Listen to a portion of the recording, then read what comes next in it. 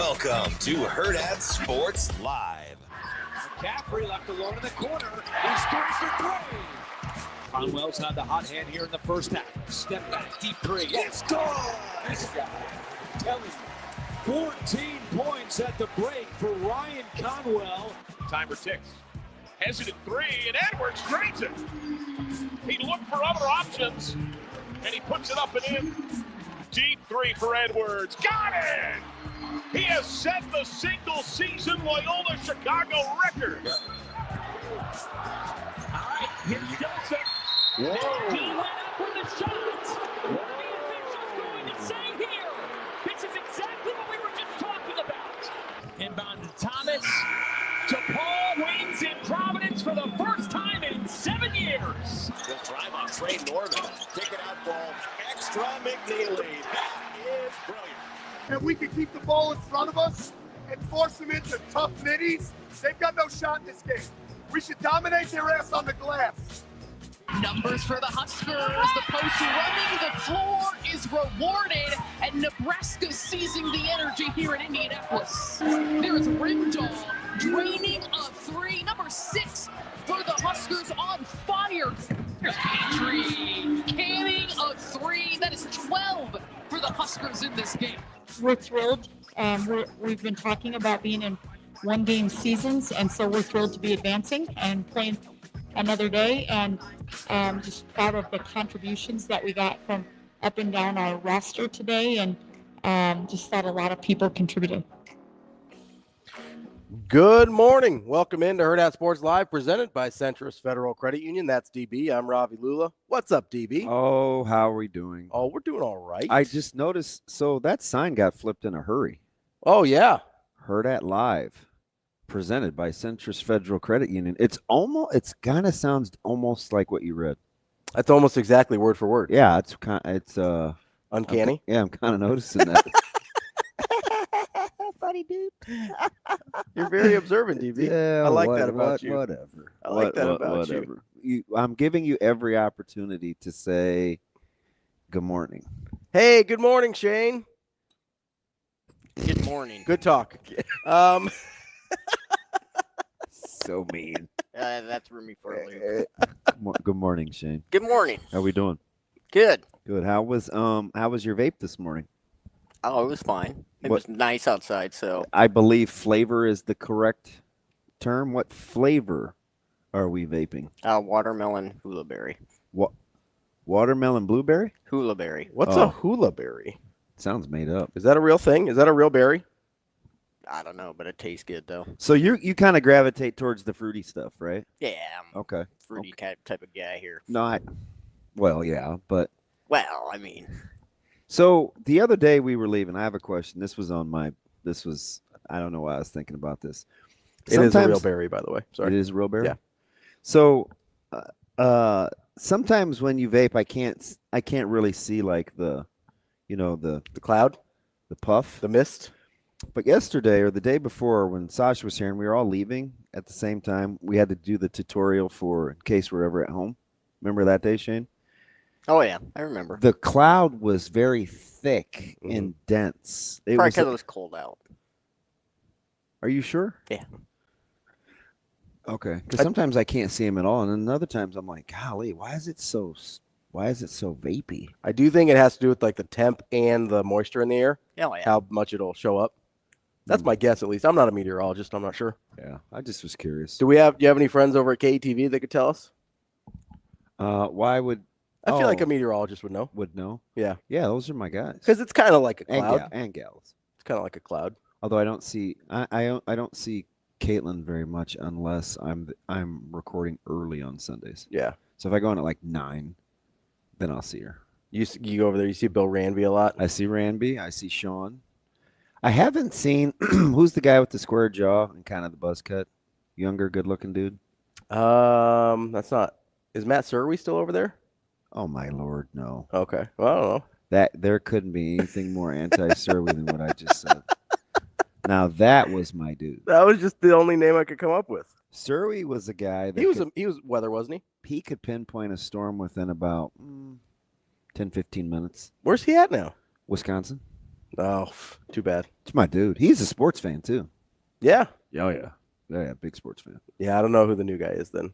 He's younger. I want to say it's Luke. Luke Fickle? No, but close. Vickery. Google Luke Vickery. Vickery? Yeah. Like Luke Kennard? Stop being dumb. I almost certainly cannot help it. Jeez. So yeah, okay. No, I get what you're saying. No, yeah. He's the other guy that I don't see very much. He kind of looks like Captain America a little Yes, bit. yeah. That's right. Like he's kind of got that. Strong jaw. Yeah. Shane, nice job on the highlights too. We got a chance to hear Loyola Chicago. Yeah, I love it. Jaden Dawson. Love it when you throw Dan Hurley in there for no reason. He had another walk-off last night. Idiot. He's an idiot. Shane, what are the odds you have that ready? No, that's not what I'm talking. No, that's not it either. No, there's another one in there somewhere. It's pretty fresh, like even from last night.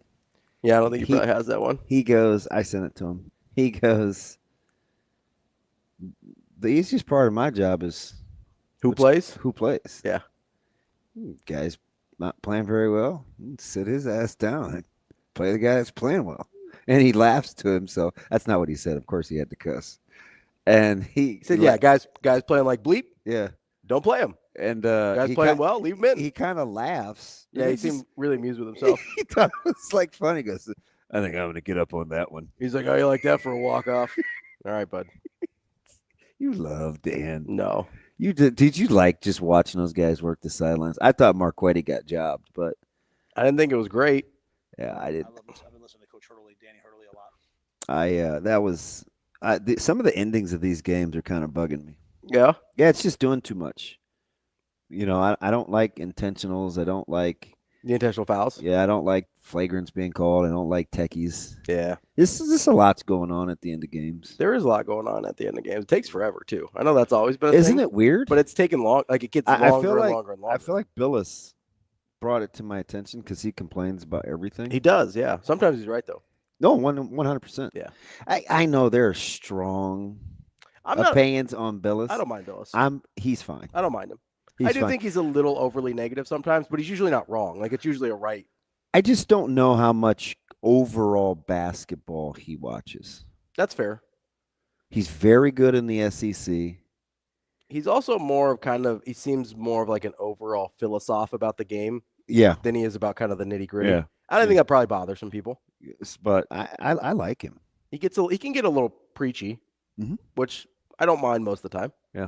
I don't know how much I'd like him on a game that my team was playing in, because I kind of want more. I don't get him. I mean, I'll get him for Carolina Duke. Yeah. He doesn't do any Nebraska games. Doesn't do any Nebraska games. Doesn't do any Creighton games. So if I'm just watching a random game, I don't mind having him on there. Yeah. I almost kind of prefer it if it's a random game to have somebody that's. Well, who's tough? Who? Jimmy Dykes. Tough to listen to? No, just like, you better be doing things at a high level. Oh yeah, tough to. Yeah, it seems like tough to work with. No, like critical of the game. Oh, okay. Wow, how the frick would I know how he is to work? I don't know. You said he's tough. He's critical of the play. Okay, I get what you mean. Yeah. Yeah. I kind of like him too, though. I don't mind that if a guy is. Plus, it's SEC all the time, so we always get him. Although he'll do some Big 12 too. Yeah, there's some SEC games last night. A little Florida Bama. Yeah, they're good. Yeah. And Bama still won't guard. Yeah, I thought it was better than it had been in their worst stretches, but still not nearly good enough. Yeah. You just can't stop dribble penetration. Which is that's a key. Yeah. That's not. You probably want to be able to do that. And some teams can get away with it, right? If you've got rim protection and you're not overly athletic on the perimeter. They thought Nelson was going to provide more of that. Yeah. And he doesn't really. Florida's good. Florida's way good. Like that's I don't know. I might like Florida more than Auburn. I'm just you could talk yourself into it. I think if Auburn's if both teams are playing at their best, I would take Auburn. That's fair. But I think Florida fits my eye a little better. I actually think it might be the next best team in the country. I probably would take Florida over Duke head-to-head in a neutral court. Yeah, there's something. The more I watch Duke, the more it bothers me. Some of the stuff that you pointed out, where it's like, man, they go really long stretches without scoring. Sometimes seems like their defensive focus lapses. Sometimes you just go, even though they're good. I mean, really good defensively. You're kind of measuring them against their own standard, right? That's true. Florida's versatility along the front line, I think, would give Duke some fits. Yeah. In a bigger backcourt, Proctor will have to guard. Kneppel, like they would have some tough matchups with Florida. Yeah. Yeah. If they're going to play Duke, though, it's okay. Do the matchups overcome the fact that Duke's probably just more talented? I know I by the way them about halfway through the season because they were probably in the mid-teens in terms of their ranking. But I'm back on Houston. Which the Cougars. Yeah, I'm back on. Back on them. Yeah. I was surprised. So we did. I was watching this. Back on. I was watching. I think you watched the same one yesterday. This video about which teams met the Ken Palm metrics. Oh, I was trying to watch that, and Shane kept standing in front of us talking. I was surprised, and this is probably me doing the helmet scouting that we're talking about. So this is on me. Efficiency. I was surprised they met the offensive efficiency. Yeah. Because typically that's not something they do. Well, when you have two guys that can stroke it, it does help from behind the arc like 40+%. Yeah, that helps. Yeah, that certainly improves. And they got a tough shot maker, and they protect the rim. Yeah. Kobe. Go ahead. They guard the yard. Kobe brings up a good point with Jai Lucas. Is it Jai or Jay? I just say Lucas. Okay. Because in India that's pronounced Jai. No, okay, cool. I'm just saying. Hyundai. Nope, not like that. You did that accent as quiet as you could. Because I didn't want to be overly offensive this early. I'm trying to creep in to being offensive. So like tiptoeing around the racism. So like in hour 3, you're gonna go full Apu on me, or what's? I wasn't even comfortable asking you about elephants. What, like when we're talking about the circus? Yeah. Yeah. No, I mean that is a big loss though. Yeah, that's a good. I think it's pretty higher for Miami. Yeah. It is weird the timing. That's a really, really bad Miami program. Yeah, it is. Remember how we went through that stretch for like 3 weeks? We would just laugh and see how much they would get blown out by. Yeah. Was that before? No, I don't know. Right after we did that for Laurinaitis said he was stepping down. Yep. Yeah, we did that for a while, and I would just randomly say, guys, Miami's down 31 at half. Guys, Miami has 19 at the half. Miami has 20, just out of nowhere. Miami has 22 points. There's 8 minutes left in the game. Yeah. It was brutal. No, I think that's a tough job. Although Laurinaitis had some success there, so I obviously it's not impossible. But I don't know. It's an interesting job for a first-time head coach. But it's also very strange timing. I think this is the first time that I recall a high-profile exit before the season was over. Do you think he's high profile? I mean, he's taking a reasonably high-profile job. It's a power job. He's not a sitting head coach, obviously, but he's about as high-profile as you can be without being a sitting head coach. He's a primary assistant on the second-ranked team in the country. Like that's a pretty big move when we're not even into the ACC tournament yet. Like and I get it's a transfer portal thing, right? Right. But that's pretty strange. I can't wait to see what is going on. This is ESPN too, so I thought maybe they left it on the wrong channel. Well, why is American Idol having is that Bo Nick's sister or something? It's somebody Nick's. But why are they doing this on I don't know. Squirrel? It's a challenge. It is, Coach. It's a challenge for me to focus. Got to keep dialed in. He said something slick the other day. I wanted to reach to the phone. I don't know. You good? Yeah, I'd say no doubt. Get that, dude. First of all, thank you. Yeah, I think so. The ACC they need a shot in the arm. Yeah.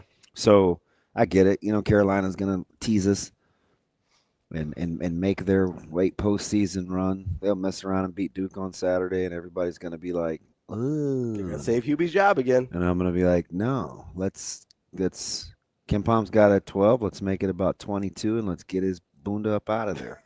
Nah, I would never cheer for a loss for the sake of getting the guy fired, though.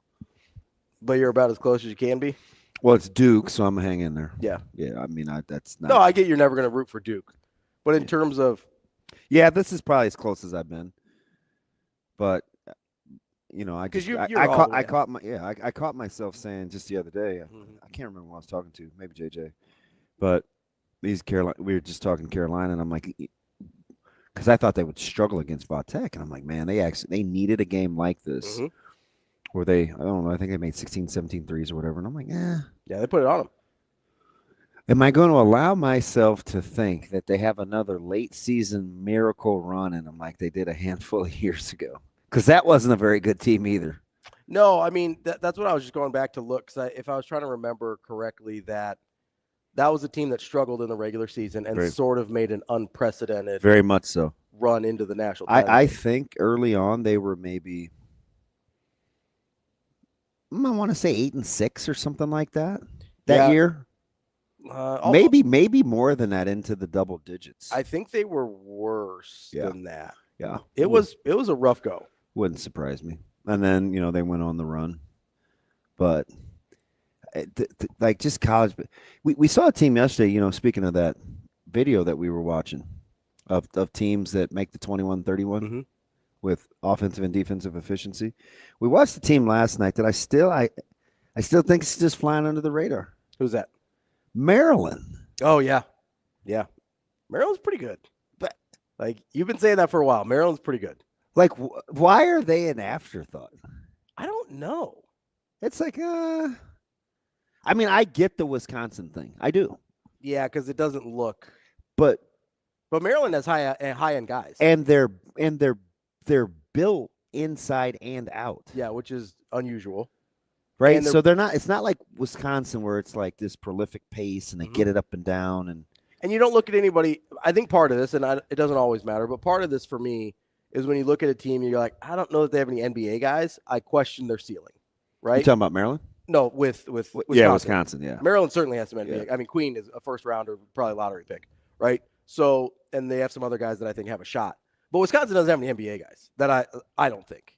And so you look at them, and I mean, I'd love it if Tanji made it, but you look at them and you go, I don't know how high their ceiling is, or I don't know how they're being this effective without having anybody that I think is going to play in the league. Yeah. Whereas you don't even have that caveat with Maryland. I don't know why I genuinely don't. I mean, you saw that, like, they can really probably only play 7. Sure, yeah. But we've seen teams win the title with 6 or 7 guys. You stay out of foul trouble. Depth is grossly overrated. I mean, especially with 35 TV timeouts. I'll say that's the thing in the tournament. Depth is not that important if you stay in a foul trouble. It's the downside, but I mean, you've seen Nova do it a couple times with 6 and 7 guys. Yeah. Like, you've seen teams do it. UConn did not go super deep in their bench the last couple of years. Like, the depth thing doesn't bother me. I genuinely don't know why people, myself included until recently, have not paid enough attention to Maryland. Yeah, that's a really good. That's a really good basketball They're team. good. I would pick them to make at least somewhat of a run. Elite 8-ish? Yeah. Depending on their matchups, I could see them in the Final Four. They're top 15, so that would be on brand. Close. That'd be in the neighborhood. Yeah. Yeah, I don't know. And honestly, they're probably underrated. Like, they're probably a top 12-ish team in the country. You know what it is, though, it's just kind of how we look at the Big Ten as a whole. Sure, yeah. Kind of meh. They got a lot of good teams, not a lot of nobody really good that you think is a national title contender. Because we've been doing this Michigan State all year, right? Well, 15-3, 24-5. They probably should they should probably get a little bit more attention than they do. I mean, then you watch them and you're like, I kind of get it. Right. But that's not the case with Maryland. You watch them and you go, they're probably better than we think. Hate to keep harping on Michigan's backcourt, but man, God, yeah. I don't know how they do it. I also, the more closely I watch Wolf, like, he's good. I don't know that I trust him.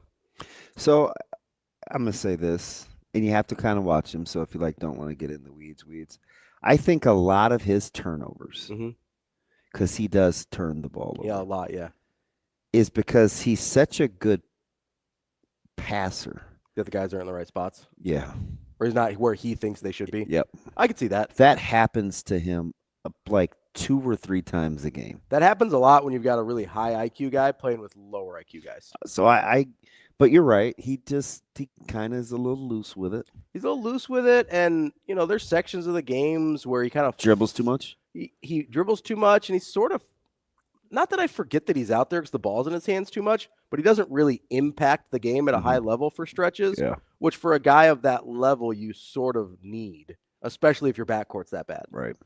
So Michigan's super strange. You're gonna allow yourself to go there with Illinois? No.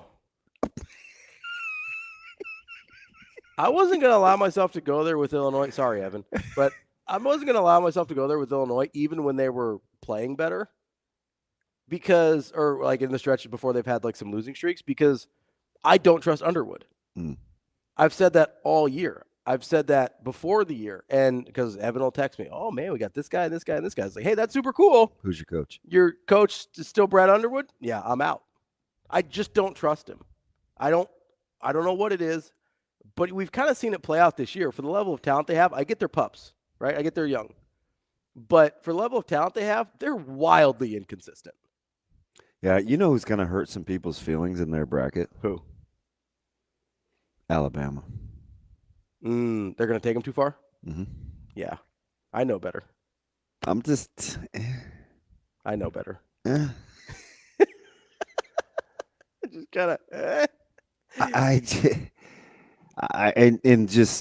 think people they're gonna fall in love, and I got to see the brackets, but they're the leakiest of the high ends. Oh, but they're prolific offensively. They are. They just. I think they may let me get a bucket. It's easy. I won't go that far. It's easy to fall in love because of how pretty it can look on the offensive end. I feel like I could run around like Sears and give up a few, though. Nah. I could definitely defend dribble penetration as well as they can to the same degree. So I'm into this. I'm into this phase now. He looks so weird in that Carolina gear, but that Carolina gear is saucy. Squirrel. Do you consider Gonzaga one of the top end teams? No. Okay, because they're pretty leaky too. Yeah. Do you consider? I don't know how often you've watched Gonzaga. Handful of times, not a ton. Their shot selection is atrocious. I would agree. It's mind-boggling. So you're considering high end: Duke, Auburn, Houston, Florida, Tennessee.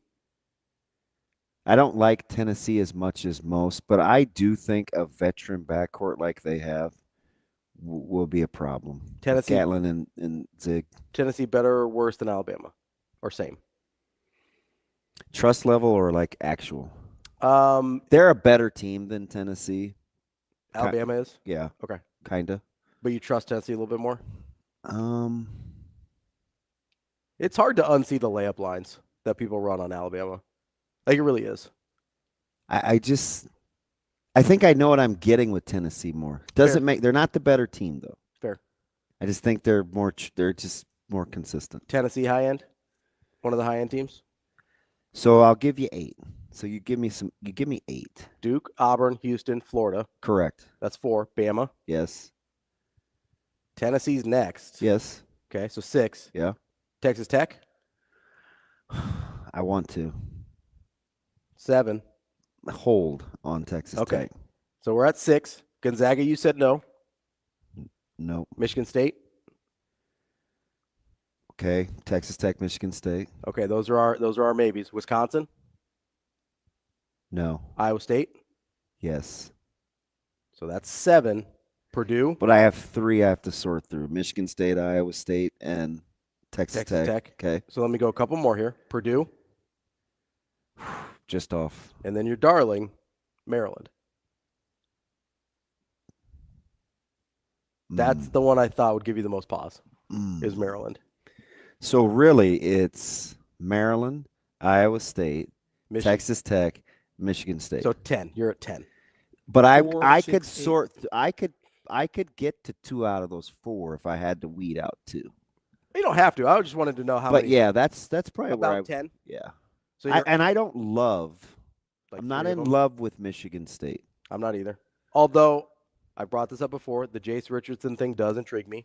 He is tough. He is tough. He brings a different dynamic to that team that And they did not have. He's to the point now where he can kind of get to almost any can get his spot on spot. the floor Yeah. he wants to. Which is the thing. I just don't know if he knows his own end game yet. True. Right? He's But that's the thing they were missing. Yeah. Right? Is a lead guard that could get a bucket, and all of a sudden they have it now. I would probably. Now, does he know? I could get you to a tepid 10. I mean, we're at 10. We're at 10. It wasn't like a hot 8, but No. I could get you to a tepid 10. It's a soft 10. I got a feel good 4. So after little bit of a flaccid 5, because I don't think. I don't know. The Tennessee Alabama thing is weird for me. So I'm gonna. But I do think Houston's better than you think they are. I think they're better offensively than they think they are. I respect Kelvin Sampson a ton. Like I think he's a really good basketball coach. I just have a hard time unseeing. I just watched how hard Kansas had to work to get shots off. Yeah. Now now get it. Listen, this isn't poetry in motion watching KU in the that's a half-court. Kansas thing. But I mean, they were shot defending At a skip passes, super high level. Yeah. Like they play hard. They play hard, and not just they play hard, but to be able to shot defend on a skip pass, you have to have incredible like anticipatory skills on defense. Yeah, I could imagine their shell drill is a nightmare. Oh God. Yes. I would think that's a nightmare. It is. That's the most impressive thing about them because it's not just the effort; they also have the IQ to know where to put the effort. Yep. That's a really high level basketball team. Real quick, Arizona, Missouri, Kentucky, St. John's. None of those. Somebody's gonna hurt somebody's feelings. I'm surprised that Arizona is so highly thought of in the 21-31 group. I agree. They're barely hanging on. They're just out of the defense now. I know. Just outside, but they're right on the border. They were in. Yeah, they're right on the border. Which shocked me because I watched them offensively and I'm like, I would pull my hair out. Yeah. They will shoot themselves out of the game. Yeah. So out on Arizona. Missouri's interesting. Metrics would tell you they don't defend it nearly. They got to get. I was going to say they got to get some stops. Yeah. Metrics would tell you they don't defend nearly enough. Like worse than you gave me another one. Kentucky, St. John's. I assume no on Kentucky. But you could talk me into St. John. Yeah, they're interesting for a team that does not shoot it well. And St. John needs like a Walker the fourth guy, where if you're going to play like that, you have a guy that, and maybe it's Kadari, can but go get. I don't trust Kadari at all. But I've got baggage with Kadari. Yeah, I'm kind of excited for where teams land because it's totally going to matter. Oh, yeah. When it's this messy, yeah, the matchups are going to matter more than ever. St. John's, for what it's worth, 71st in offensive rating. 71st. Kobe's making fun of me. My bad. That's pretty rough. I probably just said that. That's just one of those things, Kobe, that I just said that I didn't. So should it be more like I didn't give a lot of thought to, but it fit. So I went with it. So should it be more like I plead the 1, 2, 3, 4 flaccid fifth? Shane Chappelle. Shane over here pleading the flaccid fifth. 1, 2, 3, 4, 5 fifth. I'll plead the fifth. That's TV. I'm Ravi. If I didn't have parent-teacher conferences, I may be in a fifth. Fifth. We will be back. More Hurrdat Sports Live coming up.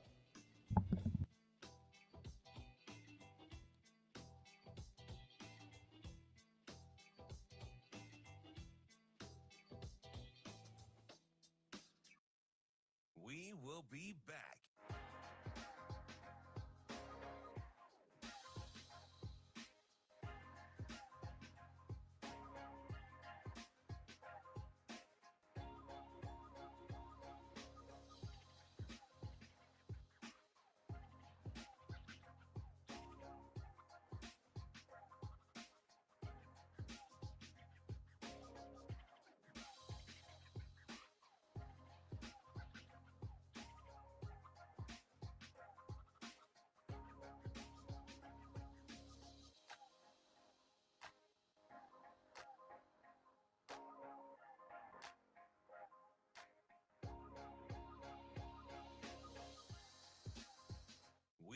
will be back.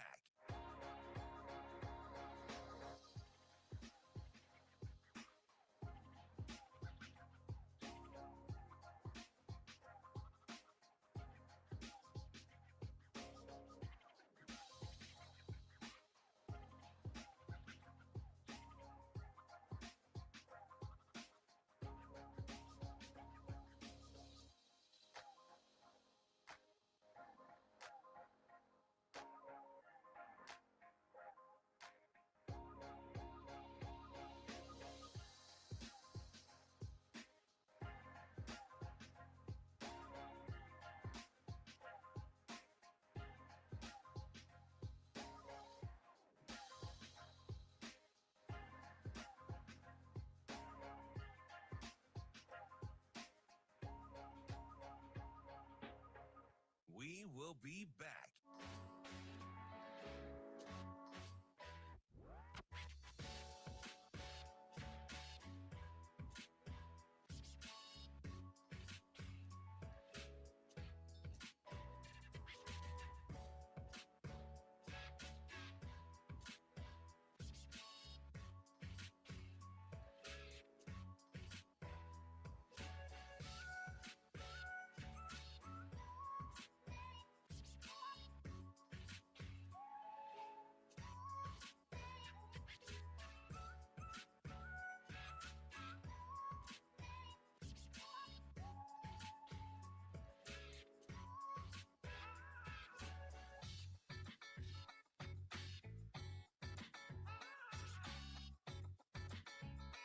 We will be back.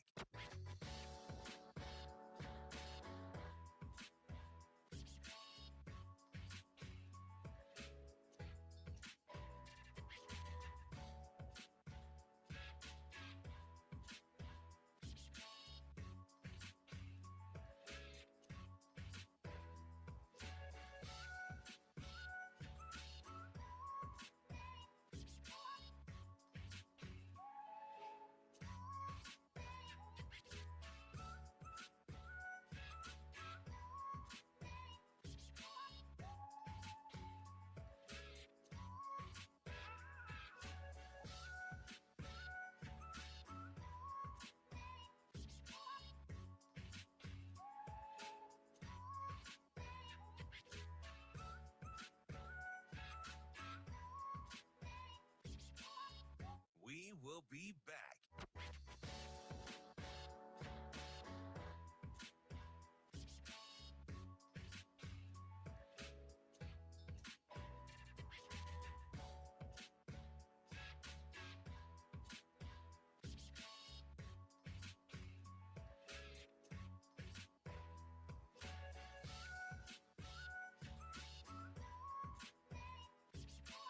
We will be back.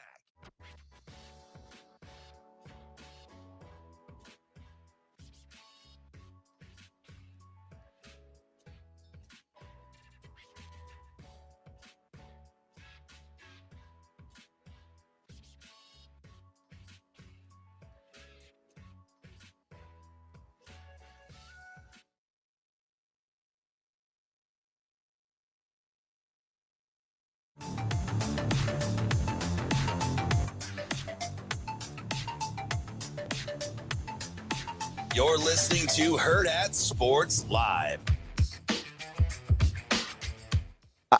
Welcome back, Hurrdat Sports Live, here at Hurrdat Sports Bar and Grill. That's DB. I'm Ravi Lulla, reminding you, make sure you got that seat belt fastened. I know the roads are a little bit more clear now, but it prevents injuries and saves lives. Make it click. This message from the NDOT Highway Safety Office. What's up, DB? You good? It's all I can do to not say it. We're on the internet now. We can do whatever we want. Well, I was today years old. I'm surprised you haven't heard that term before. I don't talk like that much. Not a lot of pillow talk? No. I'm tempted. I kind of want to reset it, but maybe we should move on. I just have never heard the term before. It's all right. Ask Shane. I'll ask him off air. Okay. With arms wide open. With arms wide open. Okay, so you don't have the stones either. Shane, have you ever heard the term pillow princess before? I binged those up real quick. I don't think you do. No, you don't? Why not? I have not. Okay. So it's okay if you say no, Dingaling. I did say no. No, you didn't. You said, and then you played a drop. You didn't say anything. Oh, man, you're going to put me on the spot. I think Shane forgets that his words and drops are not the same thing. I know. I've never heard that term. He just goes, and then plays a drop. But I also don't think that's why you would. I get it. That activity is supposed to be a calorie burner. Yeah. But maybe he just. I don't know. She's only 24. Isn't she? Yeah. How old is Belichick? She's 24, She's right? young. She's young. So I don't know why. I'm going to Google it. Maybe it's good living. I mean, he wears jeans with white stitching. It's true. How old is Bill Bella? I still can't believe I didn't know that term. 24. Yeah, you're right. Yeah, that's wild. He's 72, so he's 3 times her age. Do you think she's at spring ball with him? Hey, you think she's in school? She let us know that they're committed to North Carolina. What does she do? She's Bill Belichick's girlfriend. That's what she does. I don't know if she has a job. She might. Like, what's the? Can we just do this real Yeah. quick? Like, what's the? Has she graduated? Her name is Jordan Hudson. Let's see what she does. Jordan Hudson. She's got an Instagram, so that shocker. So it's probably how Bill found her. Probably. I mean. So her Instagram bio is eclectic and eccentric entrepreneur, which means unemployed. Oh Lord. Philosopher, unemployed. NCAA college athlete. Oh, where'd she go to school? Champion. Where'd she go to school? I feel like I should know more. We're gonna go to a People article here. People, the magazine. Yeah. I'm not very good with this stuff. Shane? What is the stuff it's current events, right? So they've been or pop culture. Pop culture. Yeah, so I'm not good at pop culture. They've been dating for 2 years. So he slid in those DMs when she was 22. Yeah. Freaking bats. And he was 70. Okay. Just for former Bridgewater State University cheerleader. Okay, so wait, what did she self-gloss her? What did she self-gloss? NCAA college champion. So she might have won their division of, because I think Bridgewater State's D1 as far as I know. Well, we're gonna Google Bridgewater State University now. We gotta get in. We're just all the way in, huh? Neck deep into Jordan Hudson. It's in Bridgewater, Massachusetts. Okay, that makes sense. That's all you got? Well, I'm trying to find out what division of cheerleading they have. Have they ever? Off air, I'm gonna Google and see if I can figure out how they melt. How they melt? How they met? Oh, how'd they meet? I don't know if this is true. Sliding some DMs. I feel like I shouldn't just read text. Maybe I think she has allegedly. Allegedly, she has an OF page. Oh, okay. Oh, allegedly. Allegedly. Wouldn't that be? See, I just would. No, there's just no way. Why would you want to be one of thousands? What's an OF page? What? I don't know. I mean, is there something? What? You seem very hurt right now. You gonna be all right? First of all, are you joking? Are you messing with me? They got a pickle on the chicken sandwich. I think he's got to be messing with you. I don't know. I didn't know your term. That thing wet. I mean, he obviously. It seems like he knows. That's all. I don't know, man. I'm just kind of out there. We can educate Shane off air. I mean, just get to it. Cut out the jibber jabber. So TK says she's an executive director of Trouble Club Enterprises, which is a fancy dinner company. I don't even know what that means. And so is TK? He is the little research guru. We got a TK. I don't want to disparage the young lady. No, but typically, if you're 24 and you say I'm an entrepreneur and philosopher, it means you don't have a job. Well, where'd TK get his info? I'm not saying she doesn't. I'm saying typically that's what that means. He must win. TK must be on the dark web. TK, let us know where we found this info. Look at Justin. See, that's what I want to say. Shane. Justin just simply put Shane. Dot. Why the f is Shane walking in there? And why are you such a ding dong? By the way, are you happy I about? did thought I heard. You thought you thought, did think I heard. I did think thought I heard. I did think I heard. I don't know. Or I thought I heard. I thought I heard. There you we go. That he slid into her DMs. I assumed that was Instagram, but it could have been on any other platform where people interact. I don't know. I don't want to make that assumption. But a DM is a DM is a DM. Oh, shoot. Shane, are you happy with Max Crosby's contract? Oh, come on, Shane. Can I get Joe? Good answer. Can I get Joey Bosa in San Francisco? Can I do that? Don't read Dave's response. Can I do that? Can I get Joey Bosa? Can I get the Bosa brothers? And that was a shocker. He's 29. Oh, I know. I get he's been banged up. He just misses too many games to get papered up like that. I will take my chances. Let's go ahead and. You want them to play together, huh? Yes, brotherly love. Let's do it. That's where you want to spend your very little earned money? I don't think he's going to get a lot. What would you pay a 29-year-old hurt edge rusher? When he's healthy, he's elite. We don't see that a lot in terms of both skill set and him on the field. I would say he would get a pretty lucrative incentive-laden contract. I don't think he's going to get a lot. Just hit a bunch of benchmarks? Even gets games played. I think he'll get a decent signing bonus and then very little guaranteed money throughout the year that's not incentive-based. That would be my guess. It might end up getting him like $20 million, but it's not going to be guaranteed. Oh, you mean with the incentives? Yes, yeah. Yeah, he's not a $20 million guy. No, not guaranteed. But he'll probably get a little bonus. Man, situationally on a deep D line, he could be a monster. He would be nice. But what will he play for? I mean, if he's playing with his brother, I think he might take a little discount. God, you know, right? They seem to be close. You know where I'd put him? Where? Because I think they're going to make a run at Myles Garrett. Eagles. Or Detroit. Oh, yeah. With Hutchinson? Yeah. Yeah. Either one of those would be really nice with Detroit. It's not like he's not used to playing on the opposite of a good edge. I mean, he played opposite Mac. Yeah. No, I mean, Detroit would be. I wonder what he would play for. I mean, he probably knows. I mean, pass rushers get paid. They do, but he hasn't played a full year in 3 years. Yeah. So he probably kind of knows the jig at this point, right? Like he probably understands. Huh? Like he knows the deal. Like he knows the. I was gonna say the jig is up, but that didn't really make sense, and then I said he knows the jig. So, what's up? Carry on, my wayward son. Carry on, my. There you go. I don't have it in me this morning. Well, we'll get the vocals warmed up a little bit. You encourage me to embarrass myself, No. and sometimes I'm in the moment and I fall for it. Not today. I encourage you to. I'm still shook over your terminology. Over jig. So if he's, yeah, I got it, man. I don't. Blind Is that not a term I'm supposed to use? Huh? Is that not a term I'm supposed to use? Oh, it's fine. It's fine. Is it actually fine? Is the jig is up an offensive like term? I'm genuinely asking. I think no. It's 2025. It's fine.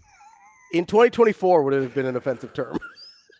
When we go to break, yeah. Google. Okay.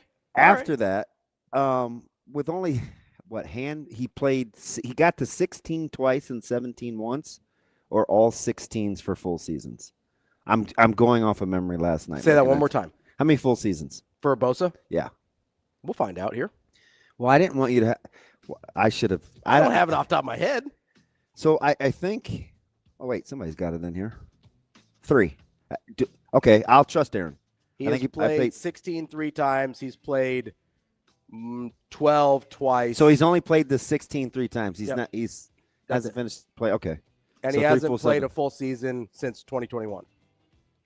Yeah, I don't know. I don't know how much he's gonna get. But if he takes, I mean, you could have Metcalf on the move. You could have all these guys won out.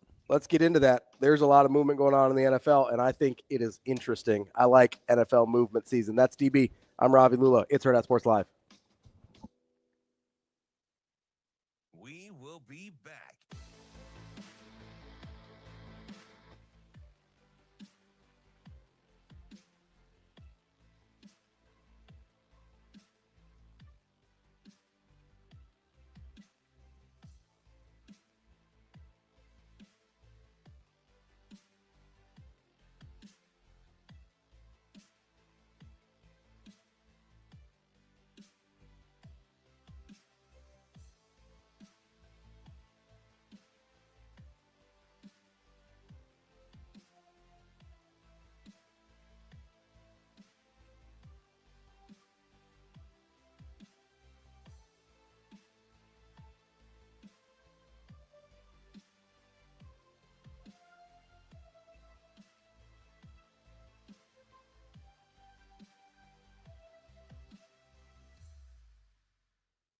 will be back.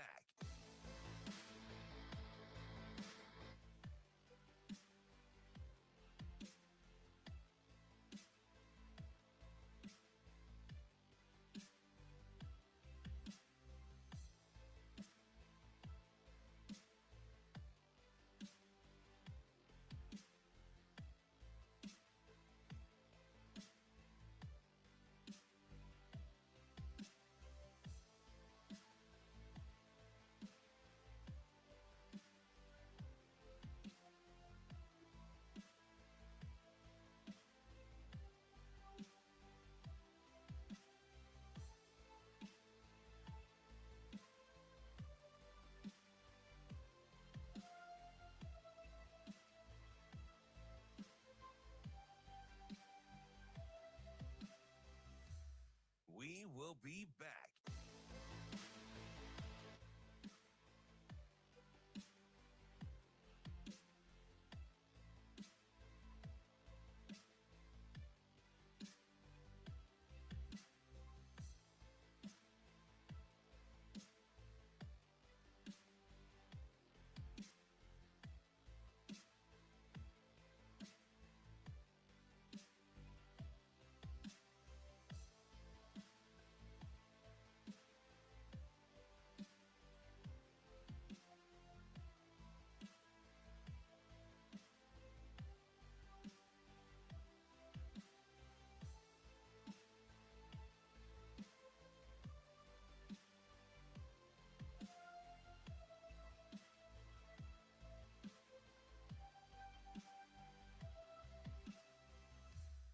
We will be back.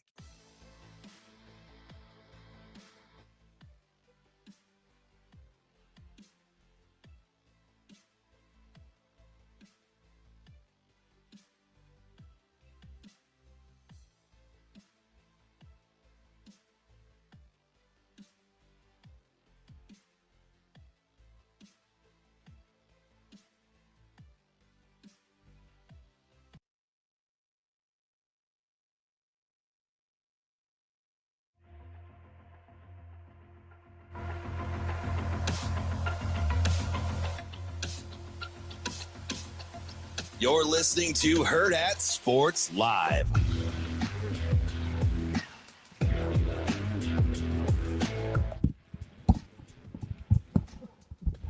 Talking to Shane. Welcome back. Hurrdat Sports Live here at Hurrdat Sports Bar and Grill. DB's growling at people indiscriminately. I'm not really sure what's happening here. I was yelling at Shane. You were yelling at Shane? Yeah. What are you yelling at Shane about? I asked him if he remembered who my preseason Stanley Cup winner was. You know Shane doesn't listen to the show. I thought you were going to say me, but yeah, you're right. I don't listen to the show. I told you that Apparently, I don't the know Dallas what Stars OF would is. win the Stanley Cup. Shane, I don't believe you. I think you do know. But I do think you're so cheap. I don't think that would be your style. Especially when stuff is still free on your phone. But if it works for other people, why can't it work for me? Oh no. I mean, there's some people that have gotten rich. Because you're not a 72-year-old millionaire?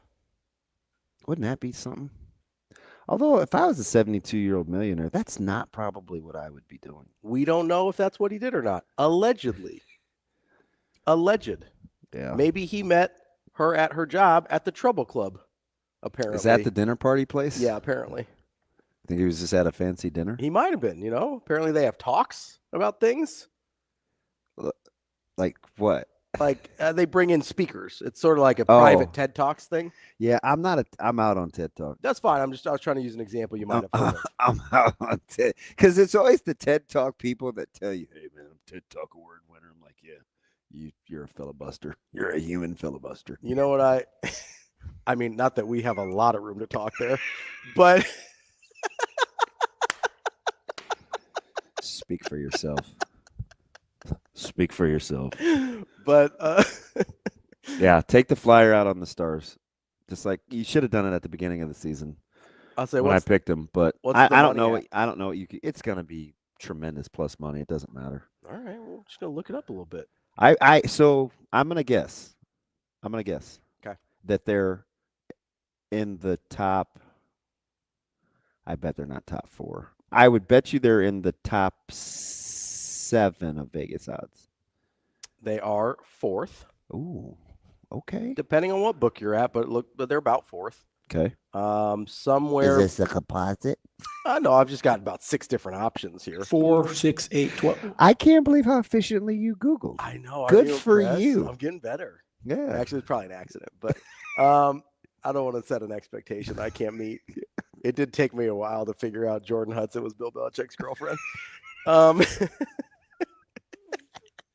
Kings of pop culture. That's what we do. So they're anywhere between plus 800 and plus 1,000, depending on the book. Okay. Yeah, I would do that. 8 to 1 to 10 to 1, somewhere in there. Yep, that's about where I. Who do you think the favorite is?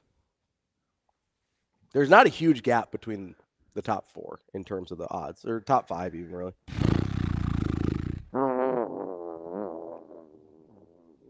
You get some gas X, you good? In order. Who you think the top one is?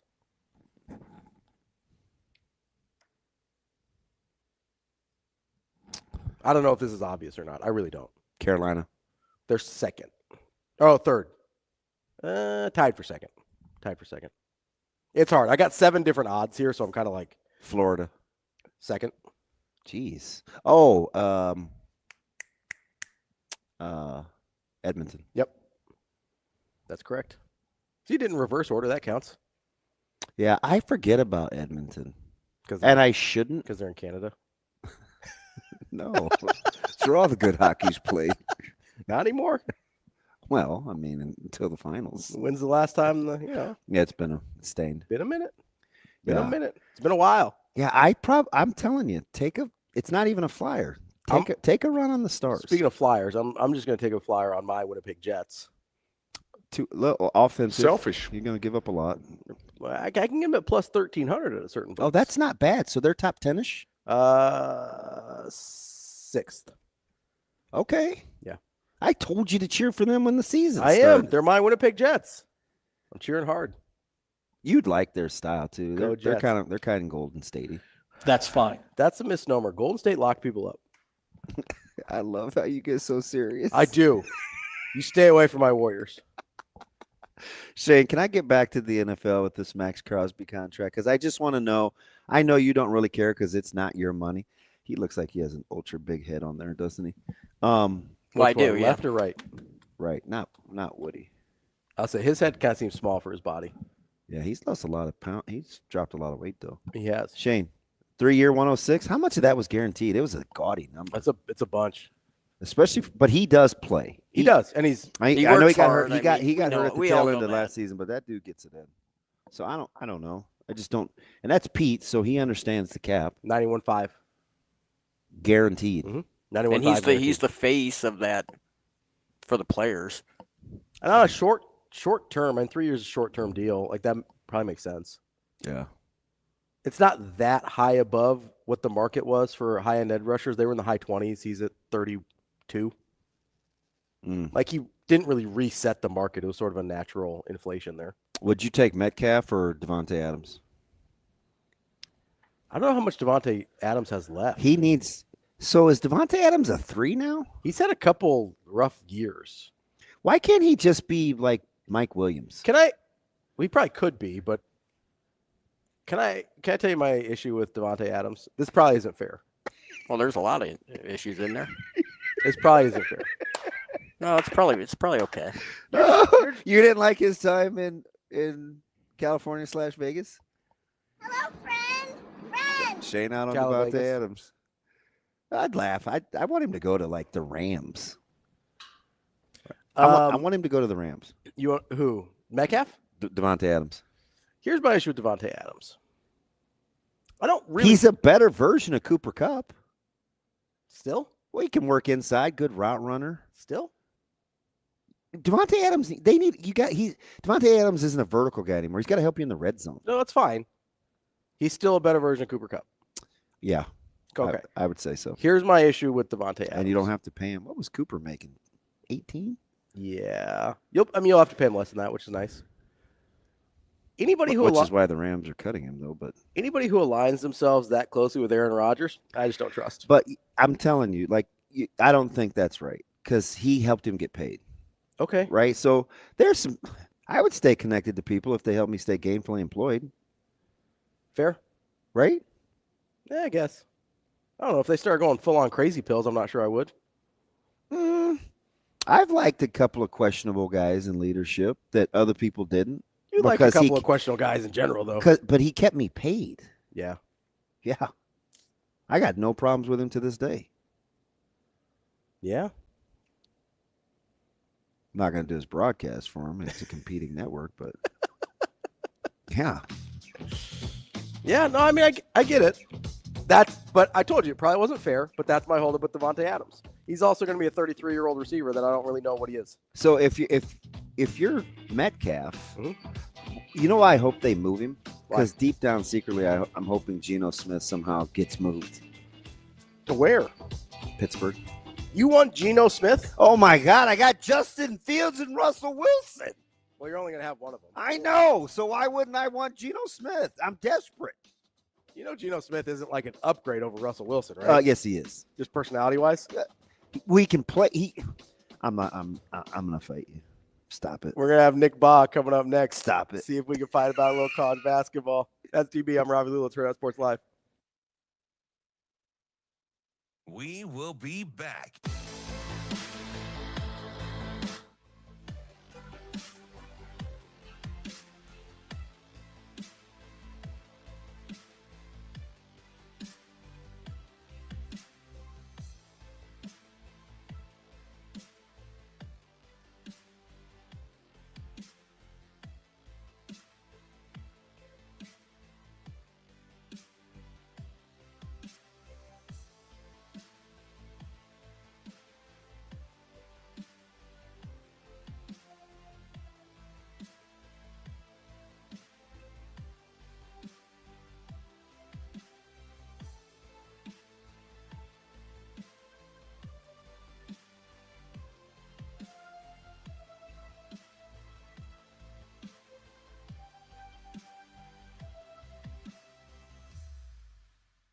We will be back.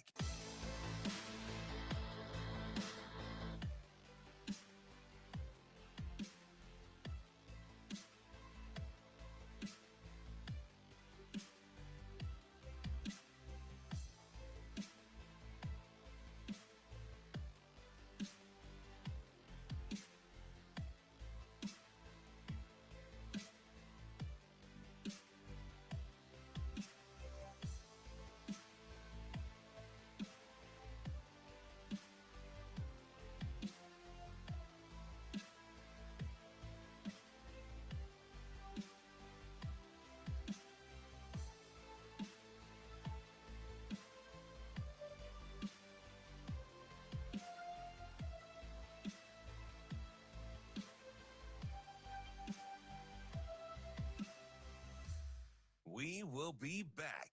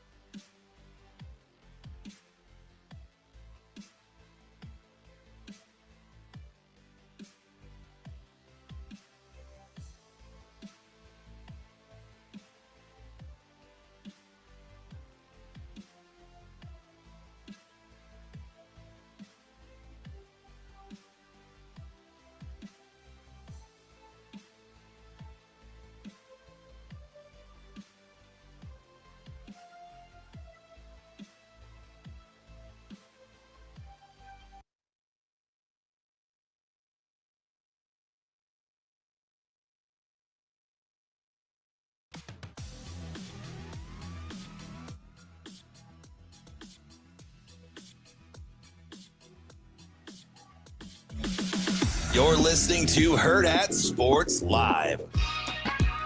Now, college basketball analyst for FS1, host of the Nick Bahe podcast, and former Creighton and Kansas basketball guard, Nick Bahe. Man down, man down. Nick Bahe. I open up some salsa, explodes all over my chest. Nick Bahe. Meet me at the rim. Here is Old Dominion.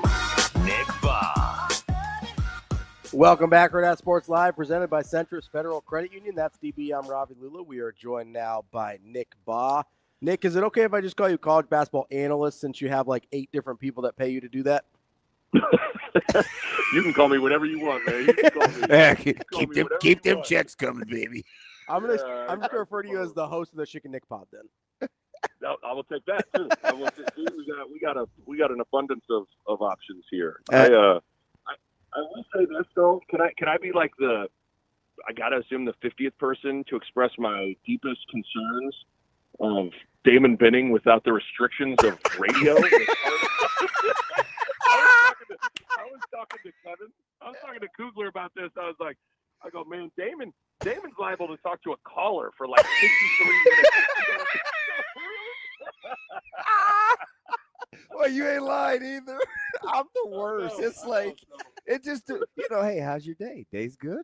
Oh, man, what have you been up to? Chilling? My plan is just to stare at him and make him uncomfortable. Robbie, man, I don't know what you need to. Remember the homie the clown? Shoot. You just smack Damon like, we have to wrap this up. Bill from Beatrice. Oh, I was gonna get the wrap it up box from Chappelle. Just be like, hey, wrap it up, B. Wrap it up. Yep. I'm gonna hit my guy Joe in Fairfield up, man. That's my dude. Yeah. Well, me and Damon, our College World Series shows were a preview of what this life was like. Weren't those wild? Oh man, we were talking about we were talking about like 90s R&B songs. We were just all over. Wash rags versus. Yeah. Ask a black guy a question. Was he wearing long sleeves the whole time? Yes. Damon, he had shades on, long sleeves. He was in it, man.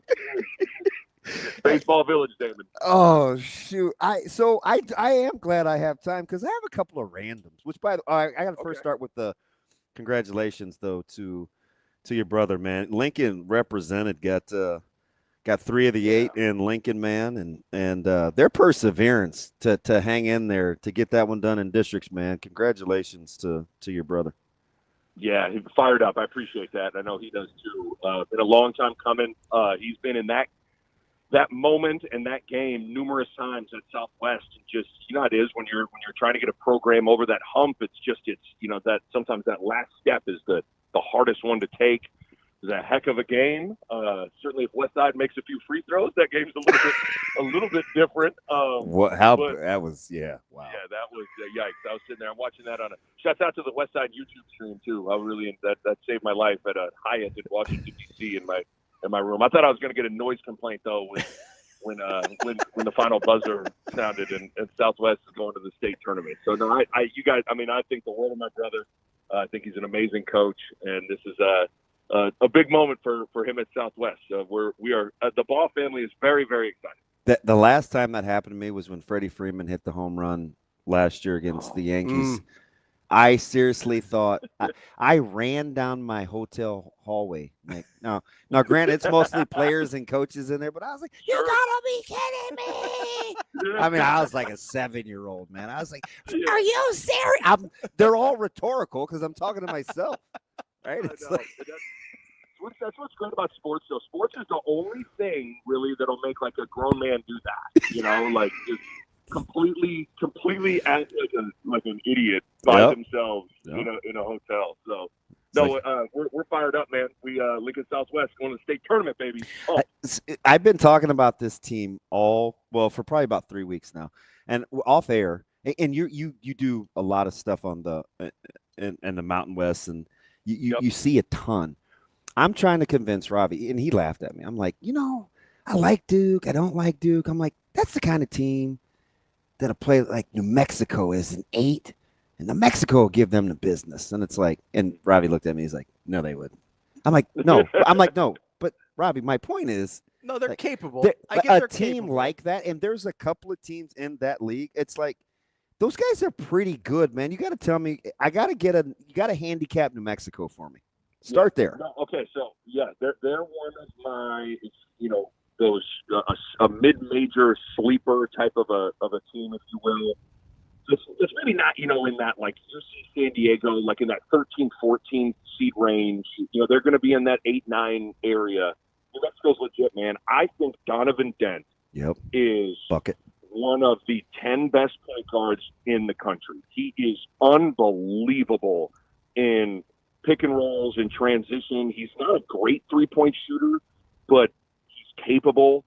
And I've always said this, the biggest difference between good, quote-unquote, mid-majors and high majors is oftentimes not the guards, it's the big men. Mm-hmm. It's the 4s and the 5s. And they got a center in Nelly Jr. Joseph that is a high major center. Like, he is a Big Ten big, an ACC big, an SEC big.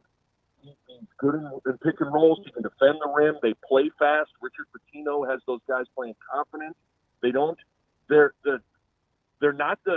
take a lot of threes, but man, are they physical defensively. And when you got a point guard like Dent, I'm telling you, they're scary. Now, the other team in the Mountain West, I watched Utah State get maybe dismantled at a level that I've never seen a team I haven't gotten a team get dismantled this season. Colorado State. I don't know what, you guys know, sometimes in sports, like especially in basketball, you have about one game a year where you don't even recognize the team on the floor. You're like, who is this team? And that was Utah State last weekend. But they play a what I call a zone casserole. It's like a little bit of 2-3, it's a little bit of 1-3-1, it's a little bit of a matchup zone. And I'm just saying, in a short NCAA tournament prep setting, that's a team that could give some people some issues. Plus, they do a lot of action away from the ball, not on the ball. Like, it's a lot of flares, it's a lot of staggers, it's a lot of pin downs. So it's kind of a unique cover in that regard. But those two teams, like, I like New Mexico way more than I like Utah State. But I'm just saying, they're the kinds of teams that when we're watching games on Thursday or Friday, you're like, look out. These Mountain West teams are about to ruin someone's season here. Let me give you another one. They're in the Big 12 conference, but they got some mountains in the state, so let's just include them in the old capping. I like BYU, and not just because of what they did the other day against Iowa State. I mean, I watched them blow Kansas out of the gym in about 4 minutes when the Rock was going crazy about 3 weeks ago too. And they have a lot of versatility too, and they're long. They play a little bit of a different style too. What do you think about BYU? Yeah, and what I like about them, and I think this is so simple that we don't talk about it enough. They're trending and peaking at the right time. They're playing their best basketball right now. Very rarely do we reference a team that is going in the wrong direction, and then the NCAA tournament starts, and all of a sudden they're just like they're cooking. And so I like where they're going. They got great size at the point guard spot. That really makes a difference too. I mean, I look at those types of teams, and they got, when you got matchup issues in the backcourt on whether it be from size or physicality or just the way they play. I like the uniqueness of that. So BYU, Damon, is the thing I like most about them is that they're peaking at the right time. They're acquiring some confidence. They hammered Kansas. They beat Iowa State. I think they're another team that strikes me as a Big 12 team that can make a run. Nick, another team we've been talking a lot about that seems to be flying under the radar a little bit, and DB and I couldn't really figure out why necessarily. Because it seems like they're built in all the ways you would want them to be for March, is Maryland. Yeah. Are we crazy to think that Maryland's got a deep run in them the way they're constructed? Yeah, I mean, when you look at Maryland, no, you're not. When you look at Maryland, maybe the one weakness you would say is depth. Yeah. But I'm not sure that. I mean, shoot, I've watched Creighton for years play with they got Bello off the bench, and that was it for a couple of years, and they made the second weekend 2 years in a row. So I'm not sure. I'm not sure depth makes as big of a difference. But Derek Queen and Julian Reese, that front line. I know we get enamored with guard play, and I just gushed over Donovan Dent and all those sorts of things, but those two guys, outside of, a handful of teams in the country, and I'm talking like that, maybe 5 or 6, you feel like they could even out there that could remotely hang with those two inside. If Gillespie's making shots, they were making threes last night again. and Kevin Willard will mix up defenses as well. He'll play some matchup zone. He'll play some man-to-man. Maybe you worry about their ability if they play a team that spreads you out with playing two bigger front line guys. That would be an issue. But no, I think Derek Queen and Julian Reese, really Queen. I mean, I think he is the real deal. Those two guys are unique and different, and they're one of my teams. I'm working on I was talking to my producer with Fox. I'm doing the Iowa and Nebraska with Kugler on Sunday, and we're working on a graphic about teams that could make a run or teams that could win it all. And I'm struggling on where I want to put Maryland. Like, could Maryland go to the Final Four, or are they just a team that can maybe make like a Sweet 16 run? Because there's kind of a big difference between those two areas. But I'm at this point, I'm leaning towards they could maybe get it all the way to the Final Four. Yeah, their X factor is Miguel. If he's making shots, I think they'll take good enough care of the ball, and they can go inside, outside. If Miguel's making tough, because that guy will take some crazy shots, right? And he gives them some stretch too. But that 3-guard deal, they're good. I like Maryland quite a bit. Well, because whether it's Felton or Gillespie or whoever, if those guys are just patient and play through Reese and Queen, especially with the way Queen passes, like you got to either send at least a dig. Yeah. You probably got to send a double. Just play through those guys, and if the guards are knocking down threes, I mean, there's a reason a lot of people talk whether it's the Crab Five or whatever. Like they have one of the better starting fives in college basketball, and if they're hitting threes, good luck, because you have to. You're not playing Derek Queen and those guys one-on-one in the post. It's not. They're going to foul you out. They're going to score. It's not a good recipe. Unless you have Broom or Colt Brenner or someone that you feel like could really hang down there without any help. But most teams don't have those kinds of dudes.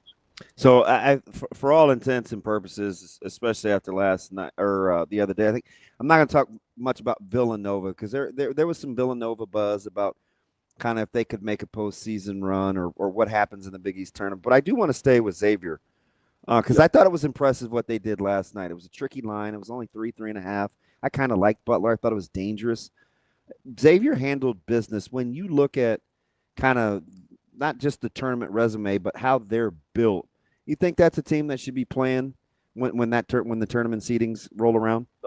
100%. I mean, I've liked them all year, and I felt like all year they're an NCAA tournament team. They just need to get to where they have an NCAA tournament resume, and I feel like they're starting to round that into form. They check all the boxes, man.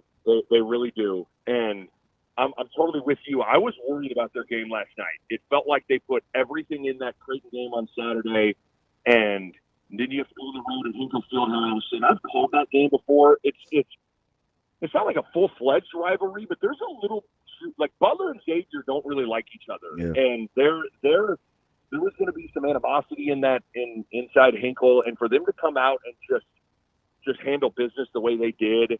Conwell is starting to shoot it at a ridiculous level, as is Maddox.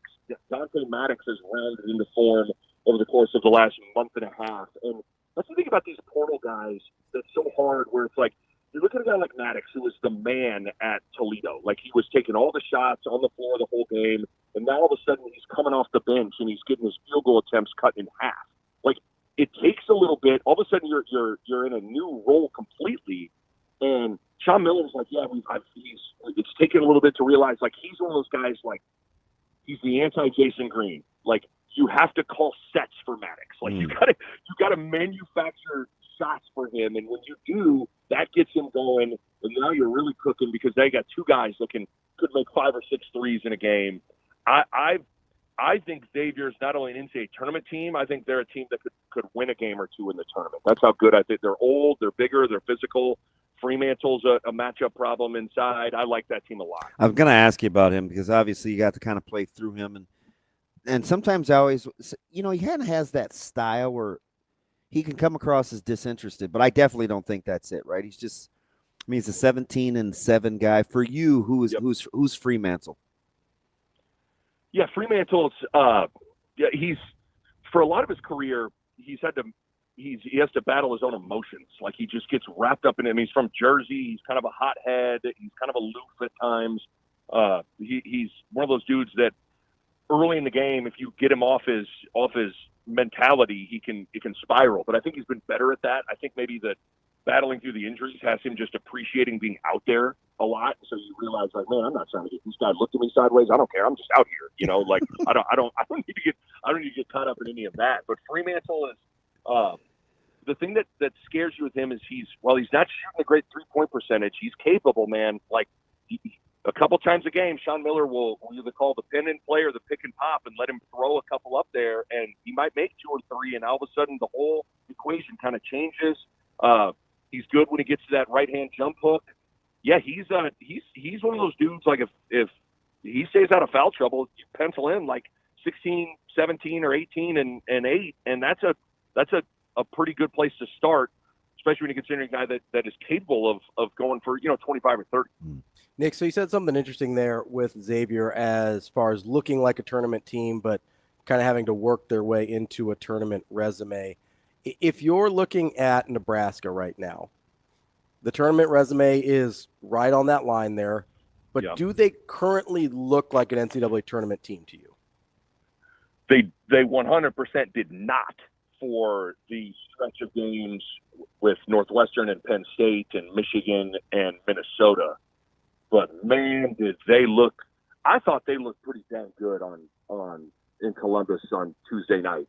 So that, I guess, 1 out of 4 games or whatever it is, or 5 games, that probably would say the answer is they don't pass the eye test. And I think that's a part of it. Sometimes we get too bogged down into the metrics, and I get sometimes we hide behind numbers to justify one way or the other. Yeah. I do think otherwise, why would we have a committee? If it's just about net rankings and quadrant 1 wins, let's just hire artificial intelligence and just have AI, get all the at-large teams in there, because you have to have some subjectivity in this thing, and you have to be able to watch the games.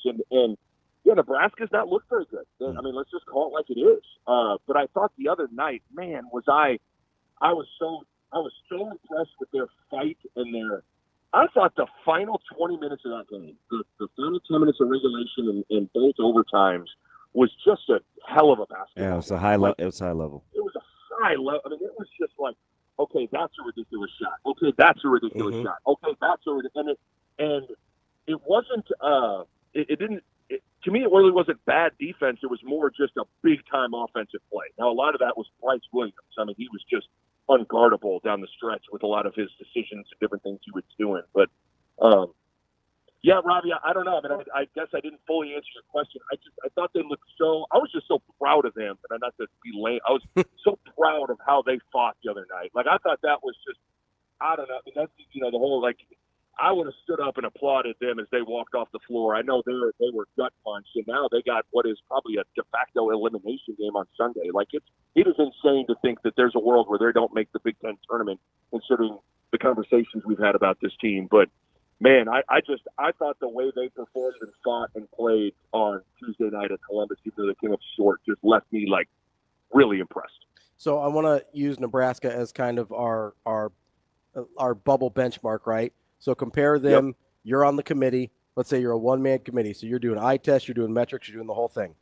Nebraska or Oklahoma, who deserves to be in more? Well, I mean, who do I think? I mean, Oklahoma got a big win over Missouri last night. Yeah, convincingly. Convincing one. Spears is really good at the point guard spot. Mm-hmm. They look really good in the non-con. Their conference, Oklahoma's conference record is going to be maybe a problem. Big problem. Whether like 5 and something. I think that was maybe their 5th win last night or something like that. Yep. Now, what's hard about it though is, man, I was texting somebody last night. I'm sitting there watching that Bama-Florida game, and I'm like, okay, this is different. Like, the top of the SEC guys is so good. It's way good. It is different. When you're separating Tennessee from the rest, from Auburn, Florida, Bama, you're like, it's probably pretty good. Like, I'm watching Florida, and I'm like, oh, holy! I guess I could say holy shit, because I'm like, wow, this is high level stuff, and so that's what's also hard. Like, I do think that's not just like a a talking point that could be argued against, I do think there's an element of like, man, the SEC's crazy. And so I guess what that allows you to do is to maybe let Oklahoma off the hook with their conference record. But here's the hard thing for me. The better discussion for me, Ravi, would be, okay, let's say Drake loses in the Missouri Valley Conference semifinals. Yeah. I think it's more of that rather than Nebraska versus Oklahoma. I think that's a fascinating discussion that is to each his own. You know, like, would you rather see an Oklahoma that, while yes, they played in a gauntlet, all they were afforded was just opportunity after opportunity after opportunity after opportunity to play their way in? Would you rather see a team that is 5 and 15 in the SEC or whatever they're going to end up being, or whatever it is, or would you rather see a team like Drake's that's got 3 total losses? And I don't know. I mean, to be honest with you, I lean towards the Drakes of the world. Like, Me too. I would rather see those teams be the last couple of teams that get in on that. If I am that one-man selection committee that you gave me, Ravi. But I guess to circle back, all I'll say is everybody, the top of the SEC, go seek out some of those games, guys. Like, it is crazy how good the top of the SEC is. If you just like hoops, it's crazy. So let me give you one other one, Nick, because this is a team we already talked about that you seem to have a pretty good feel for.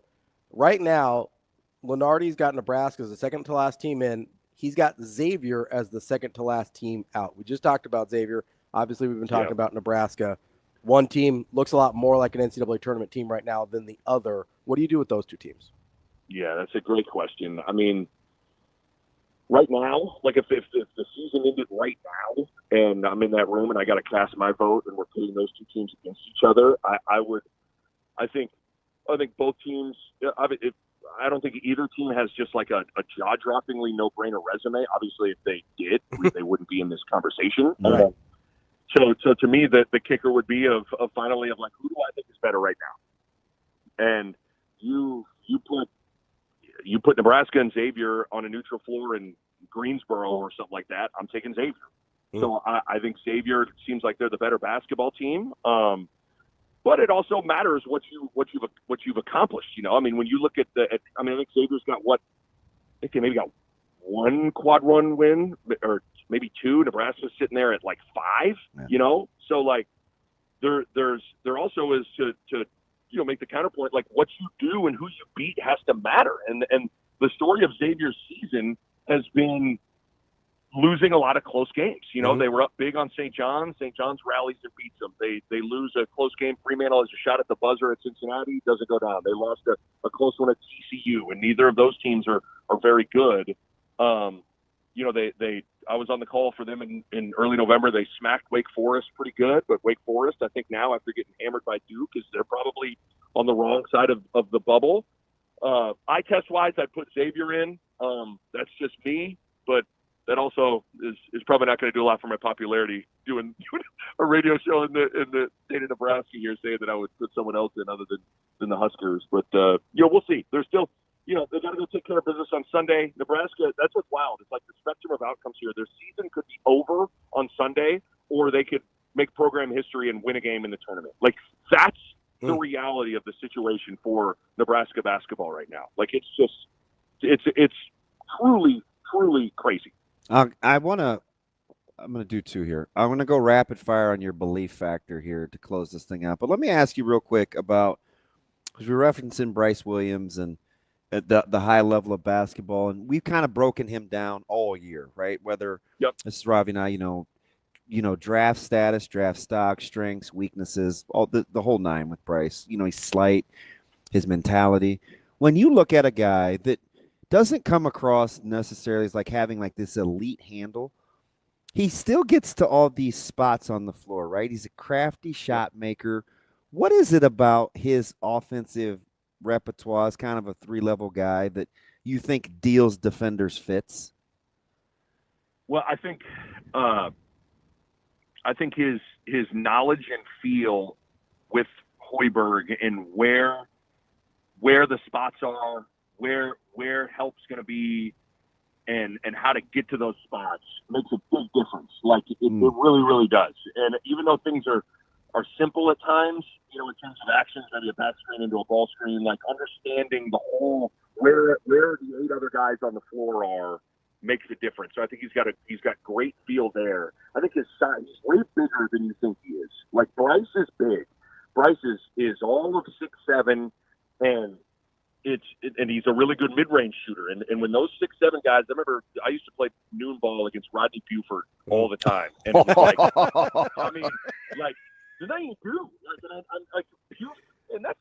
Duke's a lot way more athletic than Bryce is. But, they both can hit those mid-range shots. And I remember just sitting there being like, I don't know what to do. Like, if he gets to 15 feet and rises up, I'm just contesting and hoping, and that's a little bit where Bryce is at. And I think, so Bryce's size makes a difference with his ability to be able to make some of those tough contested shots.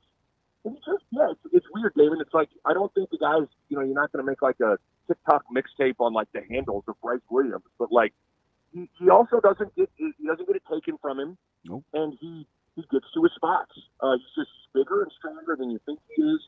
It's just wild to me though. And even though it's good to play through him, there's a difference between playing through somebody versus allowing someone else to initiate offense. And it's just wild to me that for 2 straight years, down the stretch, Bryce has had to run the point guard. Yeah. Like sometimes I think about imagine when's the last time you felt like someone created a shot for Bryce? Yep, I get it. You know what I mean?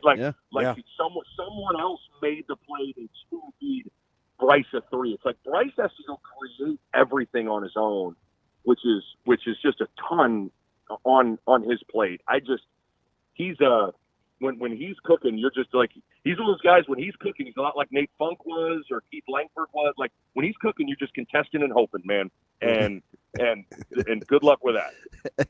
All right, so we're going to set the tournament wins at 1.5, because the question is, believe in them or not, right? So okay. just to kind of clean, can they get a second win potentially? First weekend, second weekend. That's okay. basically it, right? Yep. All right. Yep. Wrap Louisville. Believe in him. Chucky's awesome, man. Pat Kelsey's done a great job with that group. I know the ACC gets a bad rap, but Clemson's legit. Obviously Duke. I think Duke's the most talented team in the country when they're firing on all cylinders. I think Chucky's good. I'll give him second weekend. Believe it. Gonzaga. God dang. Yeah, I mean, you ask Ken Palm. They're like a Final Four team. Yeah, metrics love them. I don't.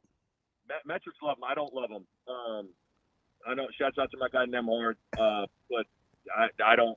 I'm going to say no, even though that's crazy because they remind me of that Loyola Chicago team that beat Illinois a couple years ago. They were top 10 in Ken Palm, but they got like an 8 seed. Remember they beat Illinois, but no, I'm going to say no. UCLA. I'm going to go no. I don't believe in them offensively enough. I just don't. Bilodeau. I'm not sure if I think he's their guy, but I think he's good. I don't think he's great. It's hard to win 2 games if you're just going to maul people defensively. At some point, you probably got to score in one of those 2 games. I vote no. Oregon. Damn.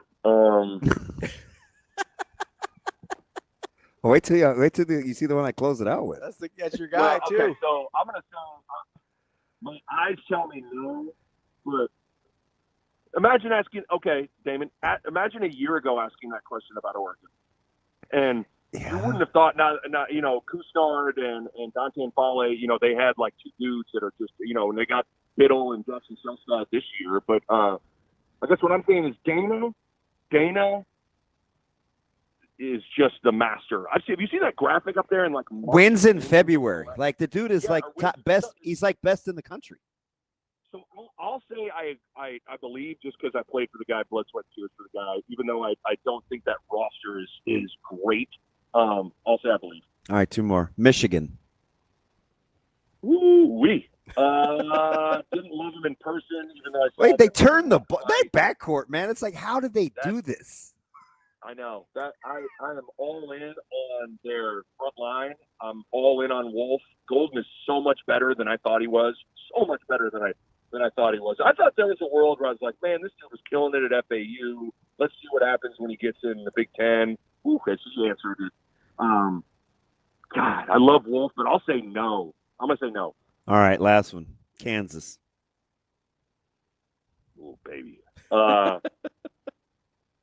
you see, the problem is I'm just like you're tugging at my like objectivity here. They're just mad. They're just maddening to watch. So here's the thing.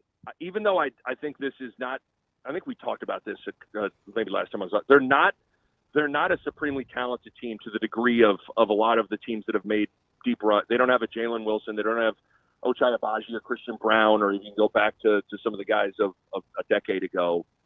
But they're still talented enough. Harris has won a title. KJ Adams has won a title. And I'm going to say I still believe, even though there's just nothing that something has been wrong with that team all season. A lot of it is probably because they played 3 non-shooters a lot, which is hard in 2025. I think it's very rare that you can play the nobody believes in his card at Kansas. Not that necessarily makes a difference, but like Bill can kind of rally from a place of that, which is kind of a weird psychological place to be in. So I'll say I believe, but I don't love either Oregon or Kansas, but I'll believe because of the coach. That's the one and only Nick Bahe, Fox Sports, Westwood One, Peacock. He's everywhere. College basketball analyst. Nick, I'm gonna throw this at you for the next time we talk. So I want you to think about it, and I know you will. College basketball all-time Mount Rushmore coaches. Oh, ooh, okay. Yeah, we almost fought over this, so Yeah. best wishes. So we will just I'm gonna have to go podcast that so I can get prepped on where y'all stand on it. just noodle on it a little bit next time we it was talk. the segment with Matt DeMarinis. Yeah. Okay, got it. All right, I'll be locked and loaded for that one, boys. All right, Nick, we appreciate it as always. Thanks, guys. See you later. Thanks, buddy. We will be back. More. I didn't get UConn. I wanted to ask UConn too. Oh gosh, I don't know, man. Tough, isn't it? It is tough. It is tough. I weirdly probably You see all those teams had something. It's there's a giant butt. It's Sir Mix-a-Lot in that group. All those babies got back. 1.5 for UConn. You believe? So you know what's funny? What? As much as I hate Dan Hurley, I believe in his coaching ability. Torn between two lovers. I just wouldn't save him from a burning building. No. I mean, he's got 2 rings. Why wouldn't you believe? Exactly. That's enough out of you over there. We got more Hurrdat Sports Live coming up next.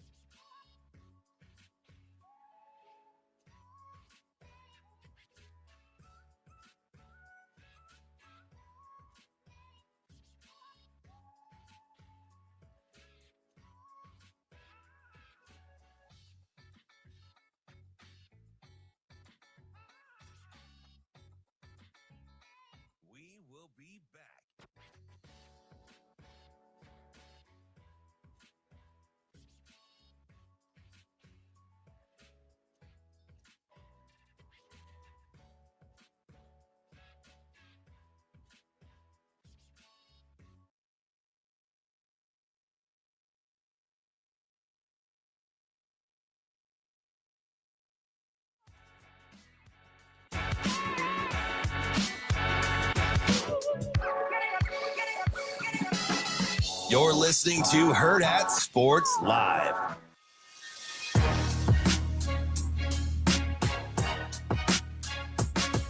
We're back here on Hurrdat Sports Live, and we're going to give you an opportunity here to go and see the Guns and Hoses Hockey Challenge to support the First Responders Foundation.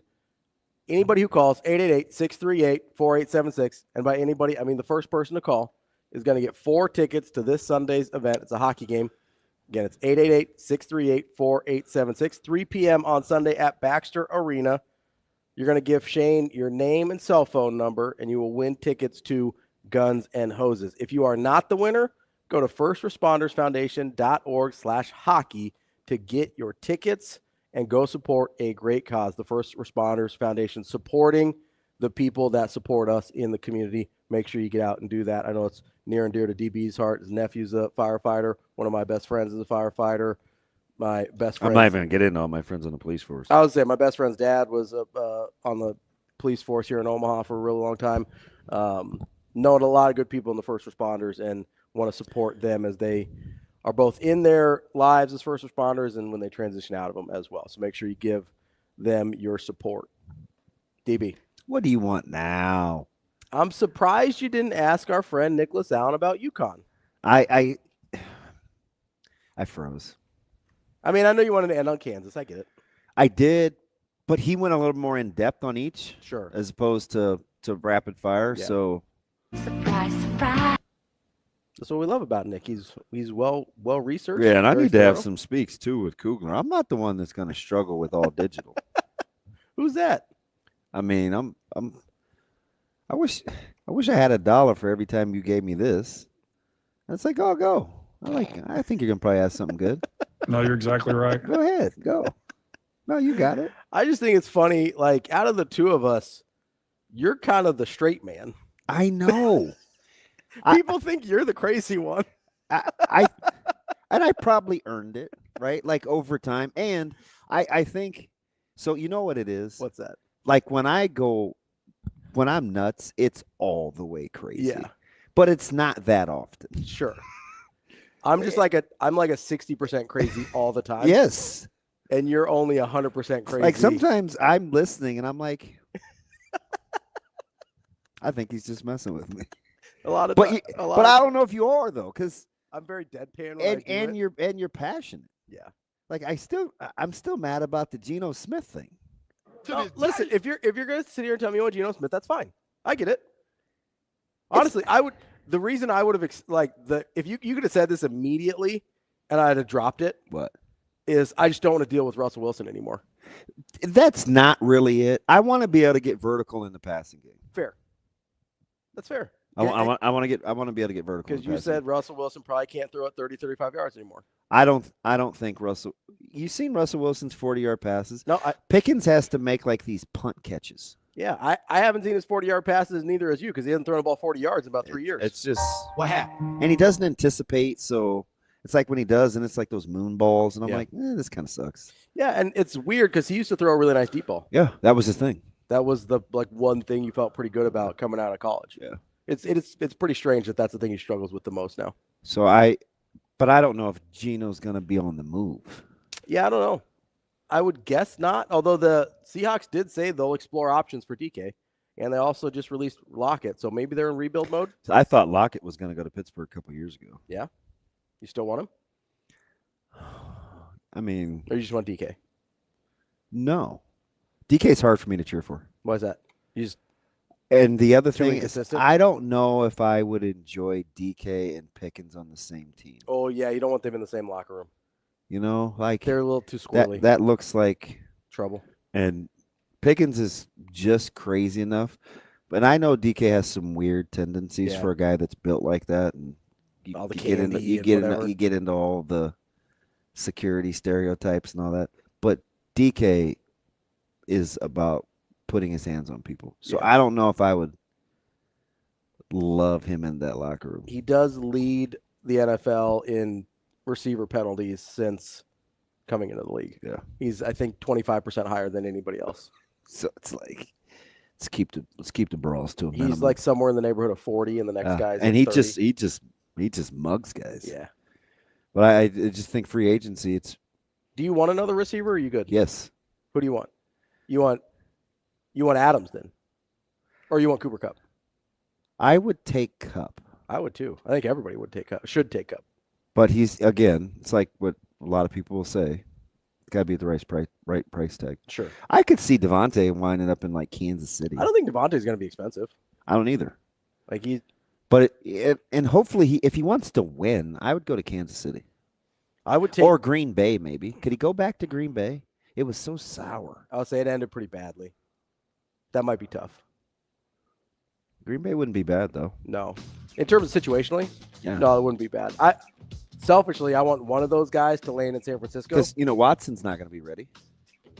No. Selfishly, I want one of that receiver group. I don't really have a preference. I want one of that receiver group to end up in San Francisco. I need one. I need somebody to feel good about replacing Debo with. I know that the draft is coming up. Are we sure Tennessee's taking a quarterback? No. Okay. I think if somebody takes a quarterback at one, because my guy, they think that Darnold, that's their dark horse. If somebody takes a quarterback at one, it's because they traded with Tennessee to get there. That's my bet. We've got Brian Edwards, Vegas Insider, coming up next. We will be back.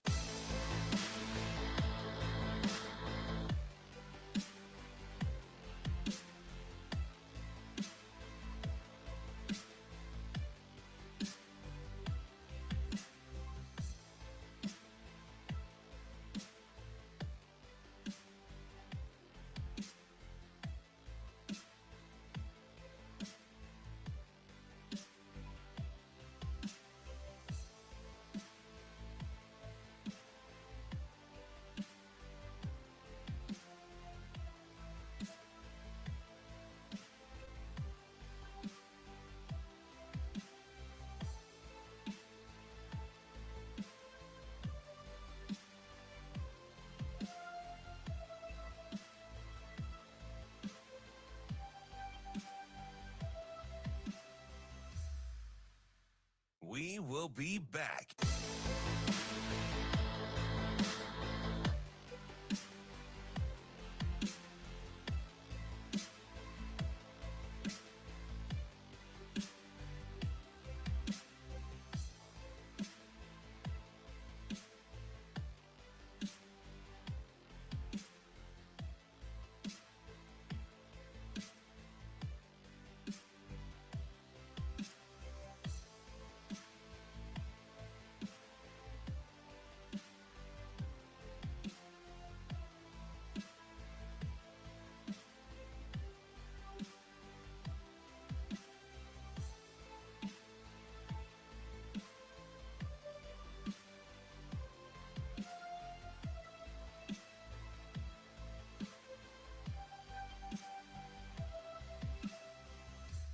We will be back.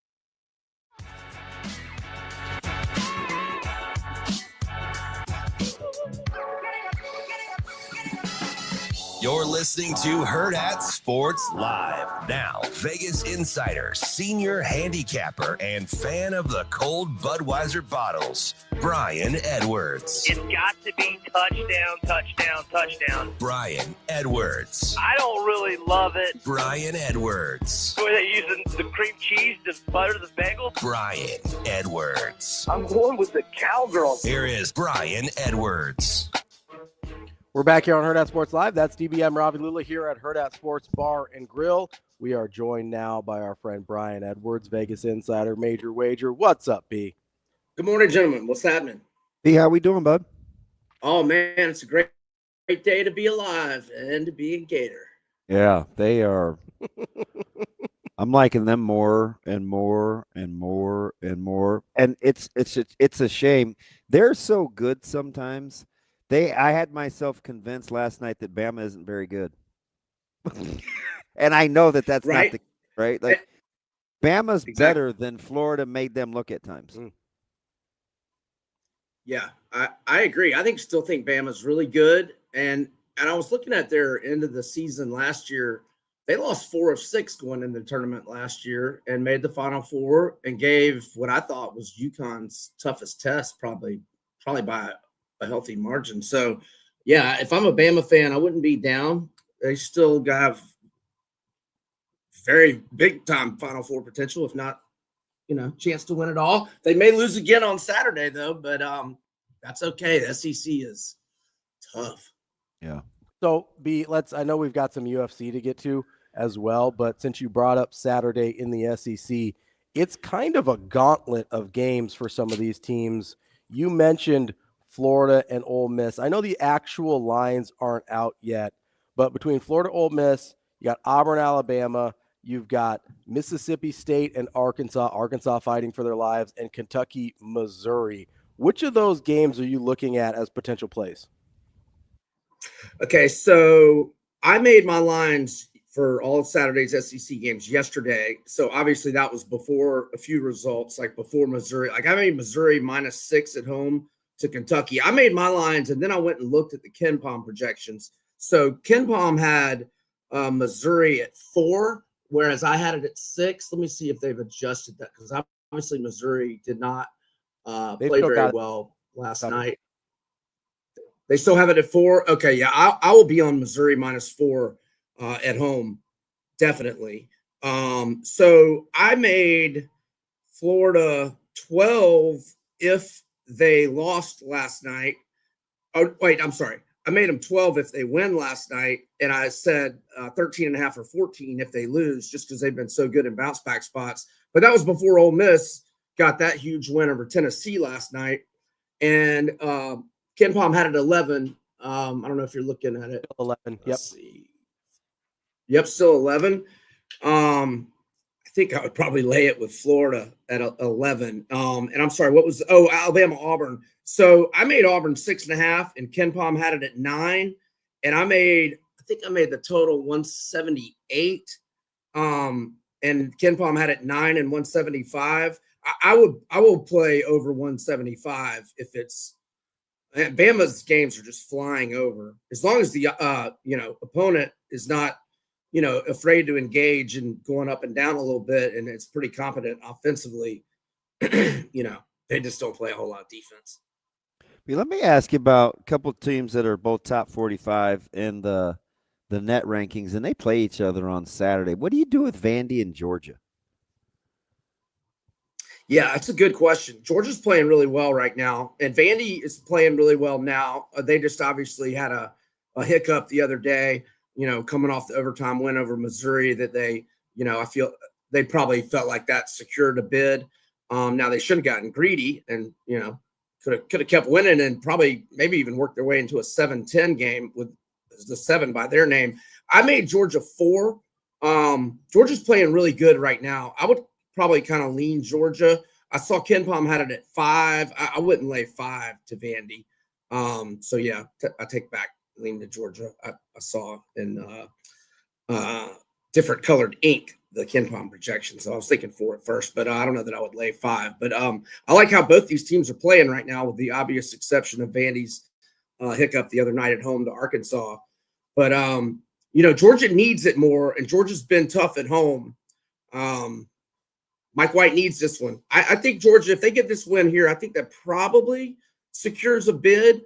Their worst loss, I tweeted this out the other day, I think their worst loss on the whole season is number 41 Arkansas, now they're number 39 in KenPom. Yeah, that's their worst loss all year, 39 to Arkansas. And the next worst loss is 32 to Mississippi State. Now, they don't have a lot of great wins, but Georgia did beat St. John's on a neutral, and they did beat Kentucky and Florida. So a win over here, Vandy here, I think that probably gets them on the right side of the bubble, unless a bunch of bids get stolen, in mid-majors or lower, or not, you know what I'm saying? Teams that weren't going to make a tournament take an automatic bid. So, let's move on over to that UFC card. I know that you've got some plays you like there. Let's start with Gaethje. You got a little plus money on him. Yeah, it was plus 142 I saw last week, or I'm sorry, yesterday. And so Gaethje's already fought Fiziev, and you know, it was kind of the first round. I thought it had gone either way. I think the judges gave it to Fiziev, but rounds 2 and 3 were all Gaethje. And so Gaethje had a full camp. Fiziev, after he lost to Gaethje, he fought again like 4 or 5 months later and lost, but tore his ACL. And so he hasn't fought since then. So that's been like, I want to say like a year and a half. I think it was late 23. And he got the call on like 13 or 14 days notice. He had to travel all the way across the world. I would imagine, I mean, he's a big lightweight. I would imagine he's having a tough weight cut this week. And at plus money, I got to go Gaethje. I think we talked about this. I mean, there's going to be that night where we're going to be like, okay, Father Time has got Gaethje. But I don't think it's quite yet. He's had a lot of time off since the Max knockout. And I think he's going to be on point here. I like Gaethje. It's a heck of a card, kind of quietly up and down. What are you doing with Alex, and how do you think you can? I'm shocked. It's still even. I think, what is it? It's about 115 a piece, right? Yeah, that's at last look, which is like an hour ago. Yeah, you could get him like minus 115. Doesn't seem right when you look at Pereira. But I guess listen. I mean, Magomed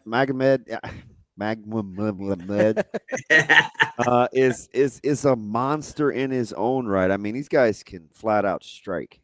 Yeah, this is gonna be a great fight. But I think the odds makers are giving Ankalaev a little too much respect. And so there's been a lot of talk. I think Cormier was talking about it on his pod, how I think Pereira was in like, I don't know where he, like Australia a couple of weeks ago. And Cormier's like, you need to get your butt in camp, and thinking he's maybe got a big head. But then I read Ankalaev is going through Ramadan right now. Now, you have to fast when sunlight's out. But I think I read yesterday he's not doing that this week, and then I guess he could make up for it after Ramadan or something if he does it another week or something. So he's not doing it this week, but I mean, he's had to be fasting for like I don't know when it started, but for weeks now. So whatever Pereira was doing in Australia, I think that's a wash because Ankalaev's been dealing with Ramadan. So look, I just think Pereira's better. He's won 5 in a row. His only loss to UFC was to Adesanya in a fight that I thought he was winning up until, Stylebender knocked him out. I got to go Pereira at the cheap price. Surprised that Adesanya is, I mean, you talk about like all of a sudden you wake up and it's no more, right? His skid has been nothing short of amazing. Yeah, it has been. I think he said it himself that he's probably never going to fight for the belt. I guess he'll do a couple more fun fights. But yeah, he was a great champion for a long time, but he doesn't seem to have his A game anymore. That's for sure. It's just weird. I look at guys like him and Usman, and I know it's not quite here today, gone tomorrow, but it sure does seem like that. Yeah. Well, I thought Usman gave Chimaev fits though, man. I mean, I would not have been. I mean, I thought you could have scored that fight for Usman. I agree. And he hadn't fought since, I don't think. So yeah, we'll see how he looks next time out. But second and third round, he looked good against Chimaev, who I know we all think is just a monster. Monster. Last one you got a little plus money on is Turner. Just a light plus 110. What do you like there? Yeah, I just Turner, like Baha Mondays is going to strike with him, and if Turner's in a kickboxing match, I like Turner against just about anybody. It's the wrestlers that give him problems, but if it's a kickboxing match, Turner, and I'm not against the prop for him to win by knockout. I haven't even looked up those odds, or for him to win in round 1. just a little baby play. But so under 1.5 is plus 140 right now. Not against that at all. Yeah, not against that at all. And maybe it could go the other way because Bahamondes is a good striker as well, but Bahamondes is not going to be trying to take him down, and that's Turner's kryptonite. In a kickboxing match, Turner can beat anybody. I like Turner at plus money. That's our guy, Brian Edwards, Vegas Insider, Major Wager. B, we appreciate it as always. We'll talk next week. Thanks, fellas. Y'all have a good one. Thanks, B. Coming up next, we're going to talk to our friend Michael Bruntz, Husker 24/7 here on Hurrdat Sports Live.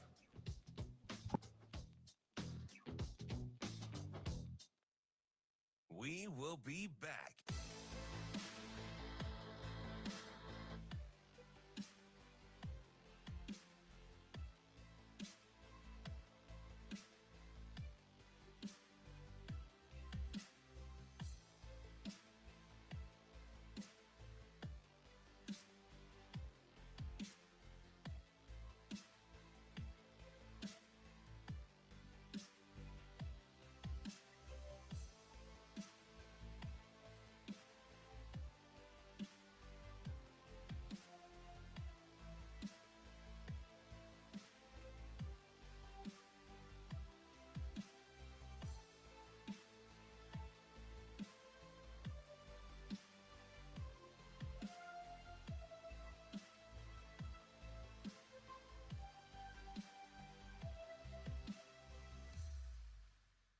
We will be back.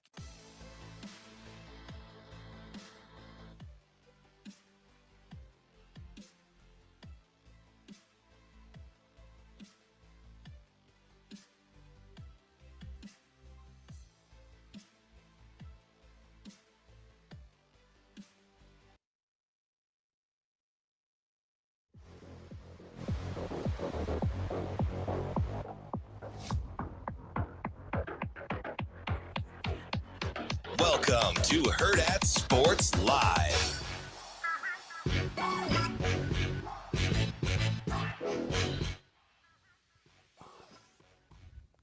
Welcome back, Hurrdat Sports Live, presented by Centris Federal Credit Union. That's DB. I'm Ravi Lulla here at Hurrdat Sports Bar and Grill. We are joined now by Michael Bruntz, Husker 24/7. What's up, Bruntz? How's it going? What's going on? Hi, MB. How are things? Not bad. Not bad. That's a big Trev Alberts you got in front of you there, Damon. Yeah, I think we kind of shorted Dannon a little bit, but I mean, both guys were operating with deals with Playfly. I know Trev got the one, and that big A&M deal that he's got. Did I see that right, Brunsy? 15-year, 515 with Playfly? Yeah, that's not bad. Not bad money if you can get it, I guess. I think the pictures accurately represent the size of each of their heads. Oh. Yeah, Ravi here for still being a big fan, Bruns. I mean, some things just are gonna never. Big Trevor guy. Wow. Bruns. Let's start, I guess, with some rough news for Nebraska baseball and the McConaughey injury. Like, kind of put in perspective for me. Obviously, it's a big loss, but like, kind of give me some context here on how much is going to impact Nebraska. Well, a lot. I mean, this is a guy that was a preseason All-American, and when you look across the Big Ten, there really were not a lot of programs that had a proven returning Friday night guy, and Nebraska was towards the front of that list because of Mason McConaughey. You feel bad for him. I mean, this is a guy that this time last year was just kind of a bullpen arm at this point. I mean, he was not on the weekend rotation yet. Pitched his way into a very solid Saturday role, had numbers that were, not far off from what Sears's numbers were last season on Fridays. And, it just sucks for him. He's going to miss the rest of the year. There's a long recovery ahead of him. And if you're Nebraska now, you've got to figure out how you're going to kind of align the deck chairs here to get you through a weekend. So, my thought, I mean, we can get into this, I guess, if you want to, but I mean, there's kind of two schools of thought. Do you just kind of move everybody one spot up? I think Ty Horn's a pretty obvious Friday night guy now, especially given, what he's drawn right out of the gates this year. I mean, you get Vanderbilt in your first start, you get LSU in your third start, and he's looked good enough, I think, to get well enough to win. Yeah. Yeah. And even in the game against Louisiana, I mean, he was good. So that makes sense to me to move him to Friday. And then, what do you do on Saturday and Sunday? I mean, you could just you've kind of been juggling Walsh and Brockett. You could just have that be your weekend. You could also kind of dip into that second pool of starting options that Nebraska's been operating with, which would be Yasa. Do you move Worthley into that role, or is he too valuable as a high leverage lefty? I think you could make a case both ways. Drew Christo's probably in that crew as well. So they've got options. I mean, I think this is a deeper pitching staff than what they had last season. It's just a matter of kind of how you want to align things, because I guess the one thing that kind of worked in Nebraska's favor this week is you got the midweeks postponed and canceled, so you could kind of reset everything. But you've got 2 against Wichita State next week, right on the heels of this Washington series. So you're going to need guys to step up. And in some ways, I mean, it's an opportunity for somebody to kind of be this year's Mason McConaughey, because this is about the same time last year where he took advantage of guys not throwing really well on the weekend and just kind of ran with it. I think at first blush, a couple of we bounced around the Worthley thing. I think his strength is situationally. He's a shutdown guy in those high leverage situations, right? So I would be less apt to mess with him. But I do kind of wonder, I don't know. I know he's bigger, a little bigger this year, a little stronger. I'm hoping Brockett holds up, right? So I'm trying to sprinkle in some other arms behind Brockett or in addition to Brockett. So I don't know why I'm afraid, but I just don't want him overused. I just don't want him overused as the Sunday guy. So my option would be to sprinkle in some other additional starters to stretch your back end there, at least for me. Yeah, well, I mean, I don't think this is the ideal situation for what they would like, but I mean, Luke Broderick, who's their closer and is very good, was a starter at Iowa Western for 2 years. I mean, it's two schools of thought there. I mean, you need a strong relief option at the back of your bullpen. The other option is I mean, you're at least going to get a good start on the weekend, which is really key. So I mean, that might be another route. And they've also got, the thing that's going to be interesting when you get into the midweeks, they've got some freshmen that they feel pretty good about that can go in. They feel like can go in there and get them 3 or 4 innings. Like there's going to be a really big opportunity on Tuesdays and Wednesdays for some of those young guys to step in there and find a role. I mean, they would love it for somebody to make Tuesday their day. And I think they've got some young arms that could potentially do that. But I mean, that's the other factor in all this is, great on the weekends, but when you're playing back-to-back games on Tuesday and Wednesday, that's still 18 innings you got to fill somehow. And as we know, those games can be the difference between hosting or staying home in the tournament. So they're all important. Last baseball from me. You worry more about Nebraska's situational hitting if you're trying to project how they're going to be offensively the rest of the season, or just basically starting with quality at bats where you're putting balls in play somewhat hard. Yeah, I mean, be a situational hitting team. Well, they have to be. I mean, they haven't been a very good one. I've told myself it's still early. It is. I mean, you're 3 weekends into the season, right? Like, I don't want to rest. I don't want them to be a situational hitting team, I guess is what I'm saying. But you also need guys when you've got runners on base to put the ball in play. You need to be able to make contact, and I think that's been an issue at times. I mean, it was good to get Cale Frost going a little bit this weekend, and it's I mean, you dig into the numbers, and it's basically every kind of run producing middle of the lineup type guy that they were kind of, I think, counting on is scuffling right now at the same time. I mean, you had Caden Brumbaugh, who was your leadoff hitter, batting third a couple of those games.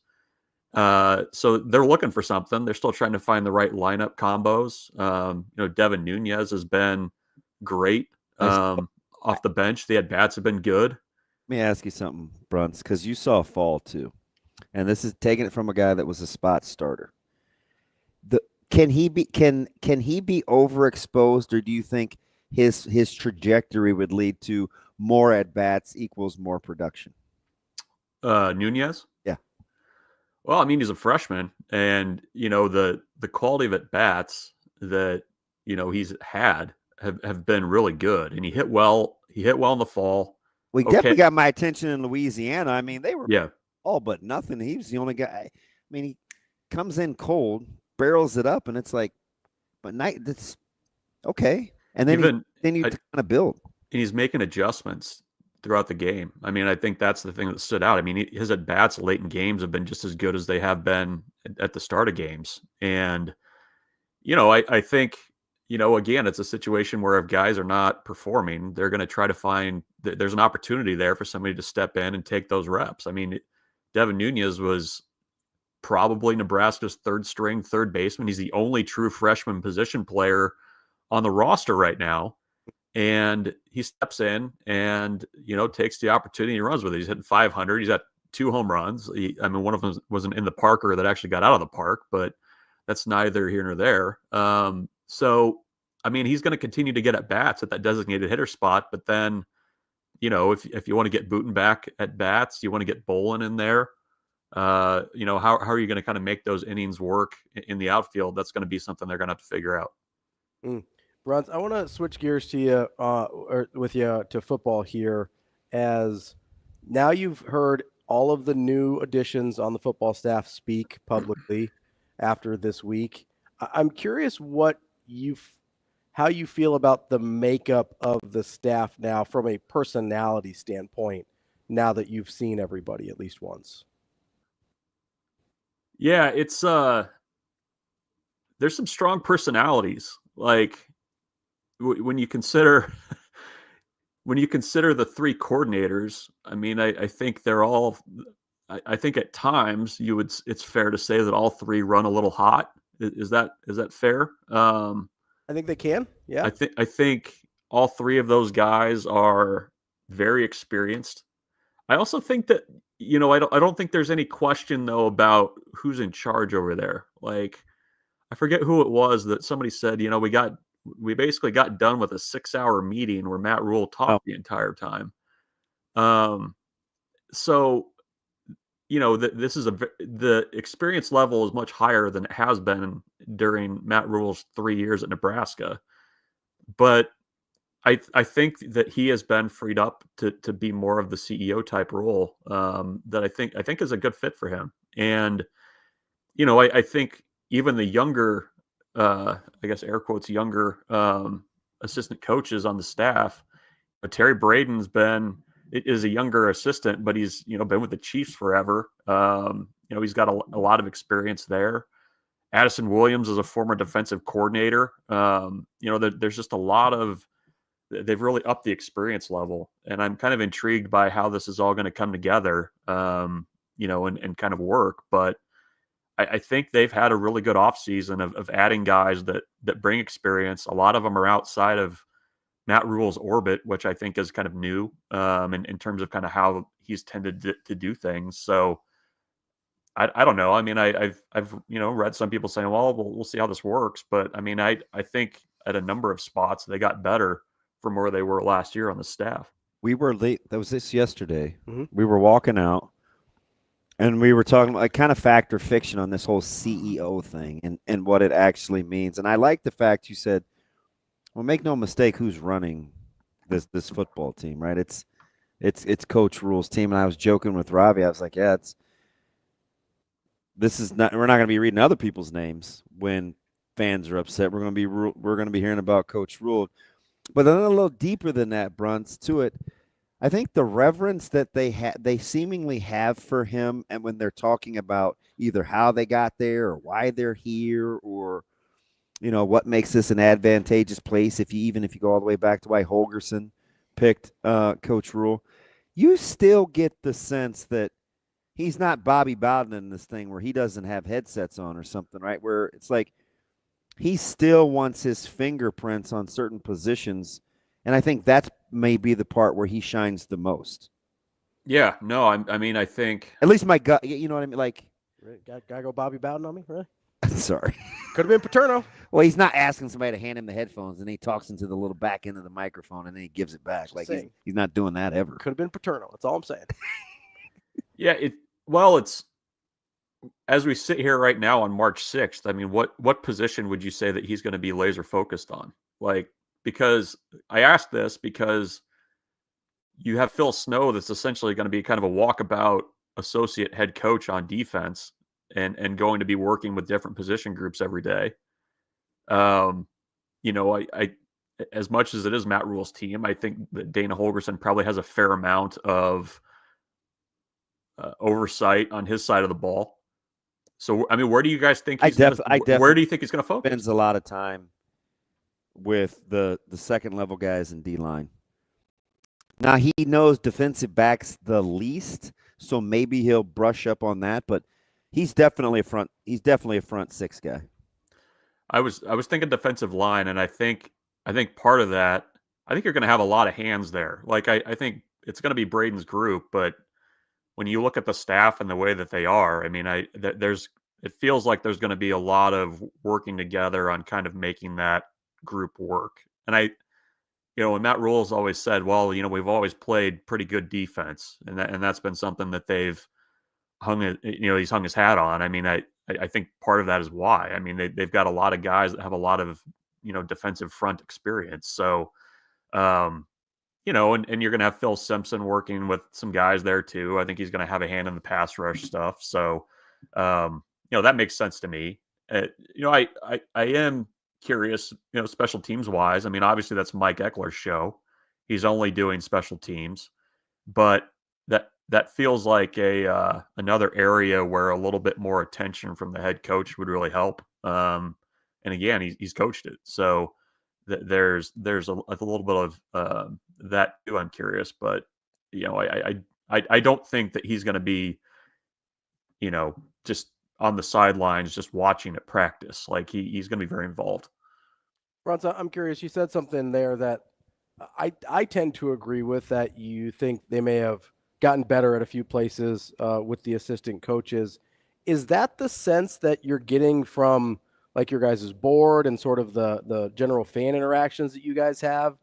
Because I'm not sure I have a good pulse on how people feel at this point about whether they think the staff got better or if they're still sort of wait and see because they liked some of the guys that departed. Oh, I think generally I would say that there's a feeling of improvement. I mean, I think I'm trying to think of like the most hot button positions from last year. Was it special teams, wide receiver? Yep. I think that the feeling is that's those positions have been improved. I think there's interest in kind of seeing what Dana Holgorsen's going to do on the offense. I mean, I think the last 3 games of the regular season and the bowl game, things looked better on that side of the ball. Not just in terms of play calling, but I think also, some positions were made to look a little bit better than they had during the course of the season. I think there's a little bit of question on the defensive side of the ball because it's a new coordinator that you've kind of seen what he's going to do, but what that ultimately looks like, I don't know. I think part of the defensive conversation is also tinged a little bit by who Nebraska lost on that side of the ball. Like, I think there would be a lot more confidence if you had either Ty or Nash back this year. I mean, that's such a big piece of that conversation. So I don't know. I think generally there's kind of a wait and see, but I think at the positions where a lot of people were focused last year, I think the feeling is that they've gotten better. I mean, I think the track record of Mike Eckler as a special teams coach kind of speaks for itself and what he was able to do at Tennessee. And then, I think everybody, the fact that Dana Holgorsen vouched so strongly and wanted to Keel Shorts, I think that there's also that piece of it too, that, I think people are giving him a little bit of runway there with what he's got. Bruntz, let me fast forward to basketball, and there's a lot of chat and discussion over Nebraska's season win total, right? It was set at 17.5, and 12-2. You felt pretty good. But much like expectations, as things play out, we start to expect more. This was still a team that was picked to finish, 12 or 13 in the Big Ten. They're right around that mark. The wins are going to be right around that mark.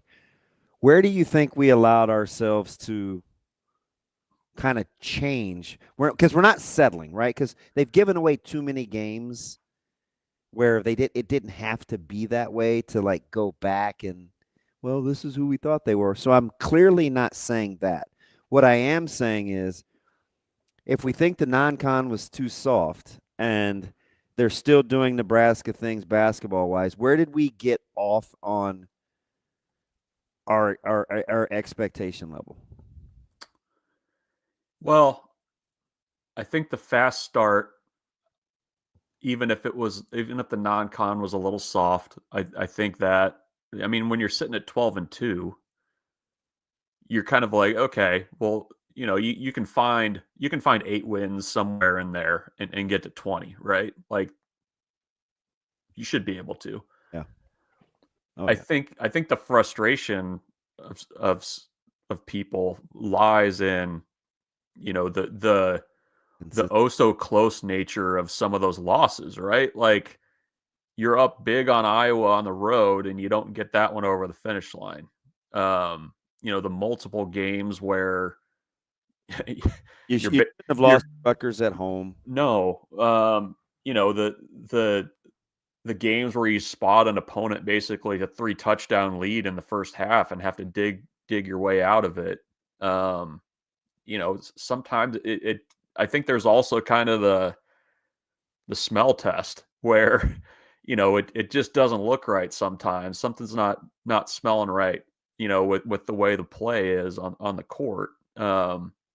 And, you have a big win streak, you have a big losing streak, you win a few more. Like, it's truly been a roller coaster this year.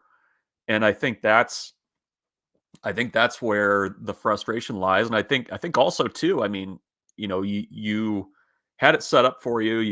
You kind of start the bracketology talk at the beginning of February, and Nebraska's there. They're still there now, against all odds. And I think that's Bruntz the problem. Balance. So, yeah, that's it. It's and even against Ohio State, you had the chance to do it, and you just didn't. So, that's where I think you recalibrated expectations based on the start, and then it's just been a wild ride, Mr. Toad's wild ride down the stretch here. Wow. You're not reading that book to anyone in your family, are you? No, that was one of the more disappointing rides I remember at Disney World as a kid. Like, what are we doing here? I can just see young Bruntz just looking at his parents like, what are we doing, man? Yeah, what? Give me Space Mountain. That's what I want. I don't want Mr. Toad's Wild Ride. Bruntz, so I do think you brought up a good point about kind of how it looks, right? If you evenly distribute the 13 losses kind of throughout the season, it's win. You mean where you don't come out? You talking about the start versus because it's Ken Palm does a really good job with the color coding, and I know I sound like a child, but like if you got all green the first half of the season, and then there is a lot of red, and if they've lost 11 of their last 16, right? That's half the season. That's a good size, and you look at it and you go, oh, so it doesn't feel like 17 and 13 can feel like that's never going to feel great.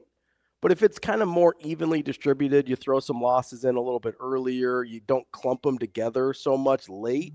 Like, is that kind of what you mean? Because it feels, I don't know, I look at their Ken Palm almost every day, and that back end is tough to look at. I agree. That back end is tough to look at. I think. Why does red always have to be bad? Pick a different color. What color you want to do? I don't know. Yellow. Okay. Green. No, they have green. Look how pretty that top half is. Oh, I know. Oh, look at the top half. So pretty. That back end, tough to look at. There's a big push in school for all those softy kids, Bruntz, to not do, corrections in red. it elicited a negative response. Yeah. Well, I remember back in school when I got things corrected and my papers would bleed and it made me tougher for it. So the bleeding doesn't appear to have made Nebraska tougher yet. No. No, I mean there's the eye test part of it, right? Like your record's your record, but when you've watched all these games, I mean it's looked good at times. And then I mean I think the frustrating part of it too is when you've gotten into these situations that are considered must wins or games you'd love to have or games that you could have.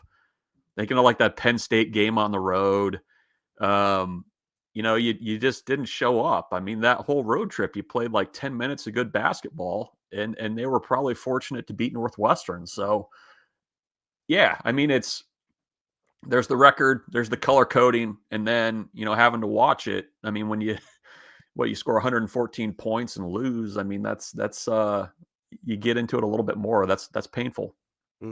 Bruntz, I'm going to get you out of this when you look at the Big Ten as a whole. You think the conference will be, when it comes time to not just get teams in, but when you're watching in a couple of weeks here in March, you think the Big Ten depth will be validated or vindicated? Oh, I don't know. I'm just going down the list right now. Like I'm looking at the standings because I hadn't looked at it in a couple days. We did it this morning again, and it was kind of warty outside of. Are there 3 teams right now in the Big Ten that you would say like this is an Elite 8 team? Okay, let me do it this way, Bruntz. Yeah. 1.5 is the win total in the tournament. 1.5. So can this team win 2 games? And just give me your just like quick. Nebraska? No, I'm gonna give them to you. Oh, okay. Sorry. You ready? Sorry. I was like, what tournament? Go ahead. Sorry.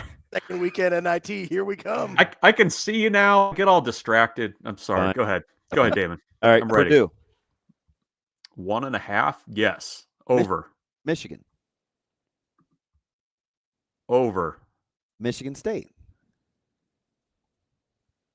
Over. Wisconsin. No. That's it. I don't think there's anybody else that I would say. Maryland. That's my last one. Maryland. No. Okay. I don't think so. No, I even struggle a little bit with Michigan. So you struggle, man. Maryland is good, Bruntz. I know. I know. But I do like you don't let me talk you into anything. I'm going back to this Raiola thing. You're like, okay. It just feels like this is like a year where it's just like a bunch of teams that are going to get to like the Sweet 16 and just really kind of struggle. Like maybe I'm completely wrong on that, but that's the gut feel right now. That's deep in my belly. That's what I'm feeling right now. I don't think anybody gave us warm fuzzies outside of Maryland. You guys wouldn't trust Michigan State? I like Michigan State. They don't. I'm not all. I don't have that.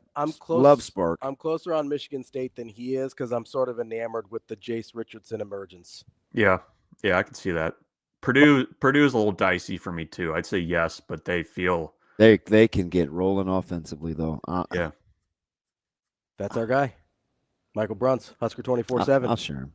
You share him? I'll share him. Is that our guy? I mean, maybe I'll share Miller North guys. We'll share him with you. Yeah, that's fine. Listen, Mustangs. Handshake meme. What do you got? Huskies? Yes. Mustangs, Huskies, handshake meme. Yeah. Huskies greater than Mustangs though as a pet. Yeah, I don't think I want to keep. You on a wild Mustang? I don't think I want to keep a horse in the house. Whose horse is that? Maybe like a Shetland, like a small horse. Hey, careful! You'll be speaking out of existence at a next birthday party. Hopefully your kids don't listen to the show. That's Michael Bruntz, Husker 24/7. We appreciate it always. Thanks. Pleasure as always. See you guys. We'll be back. More Hurrdat Sports Live coming up next.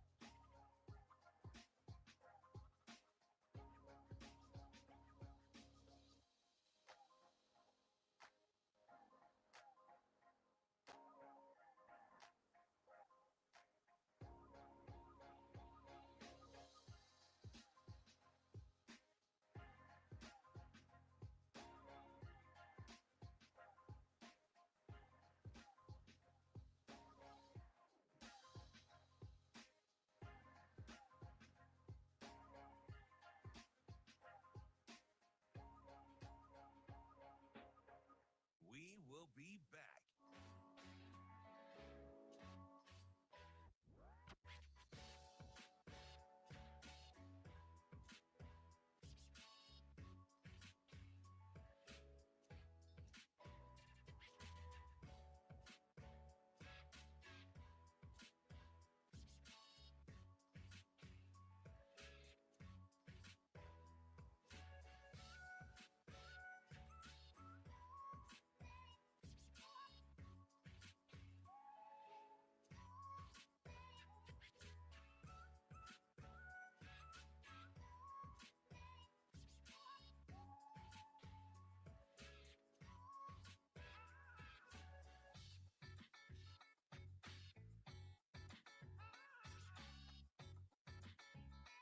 We will be back.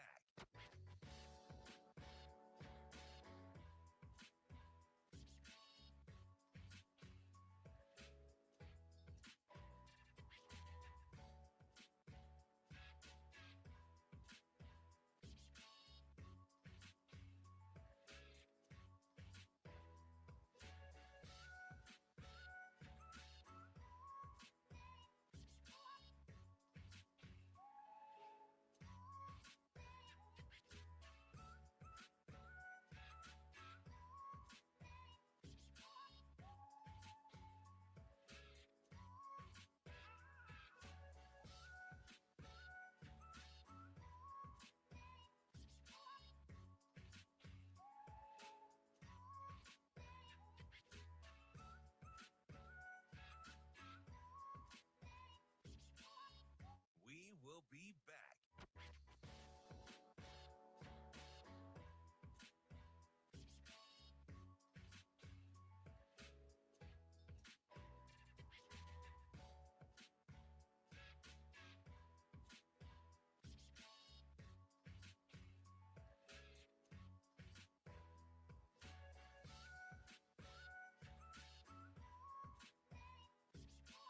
We will be back.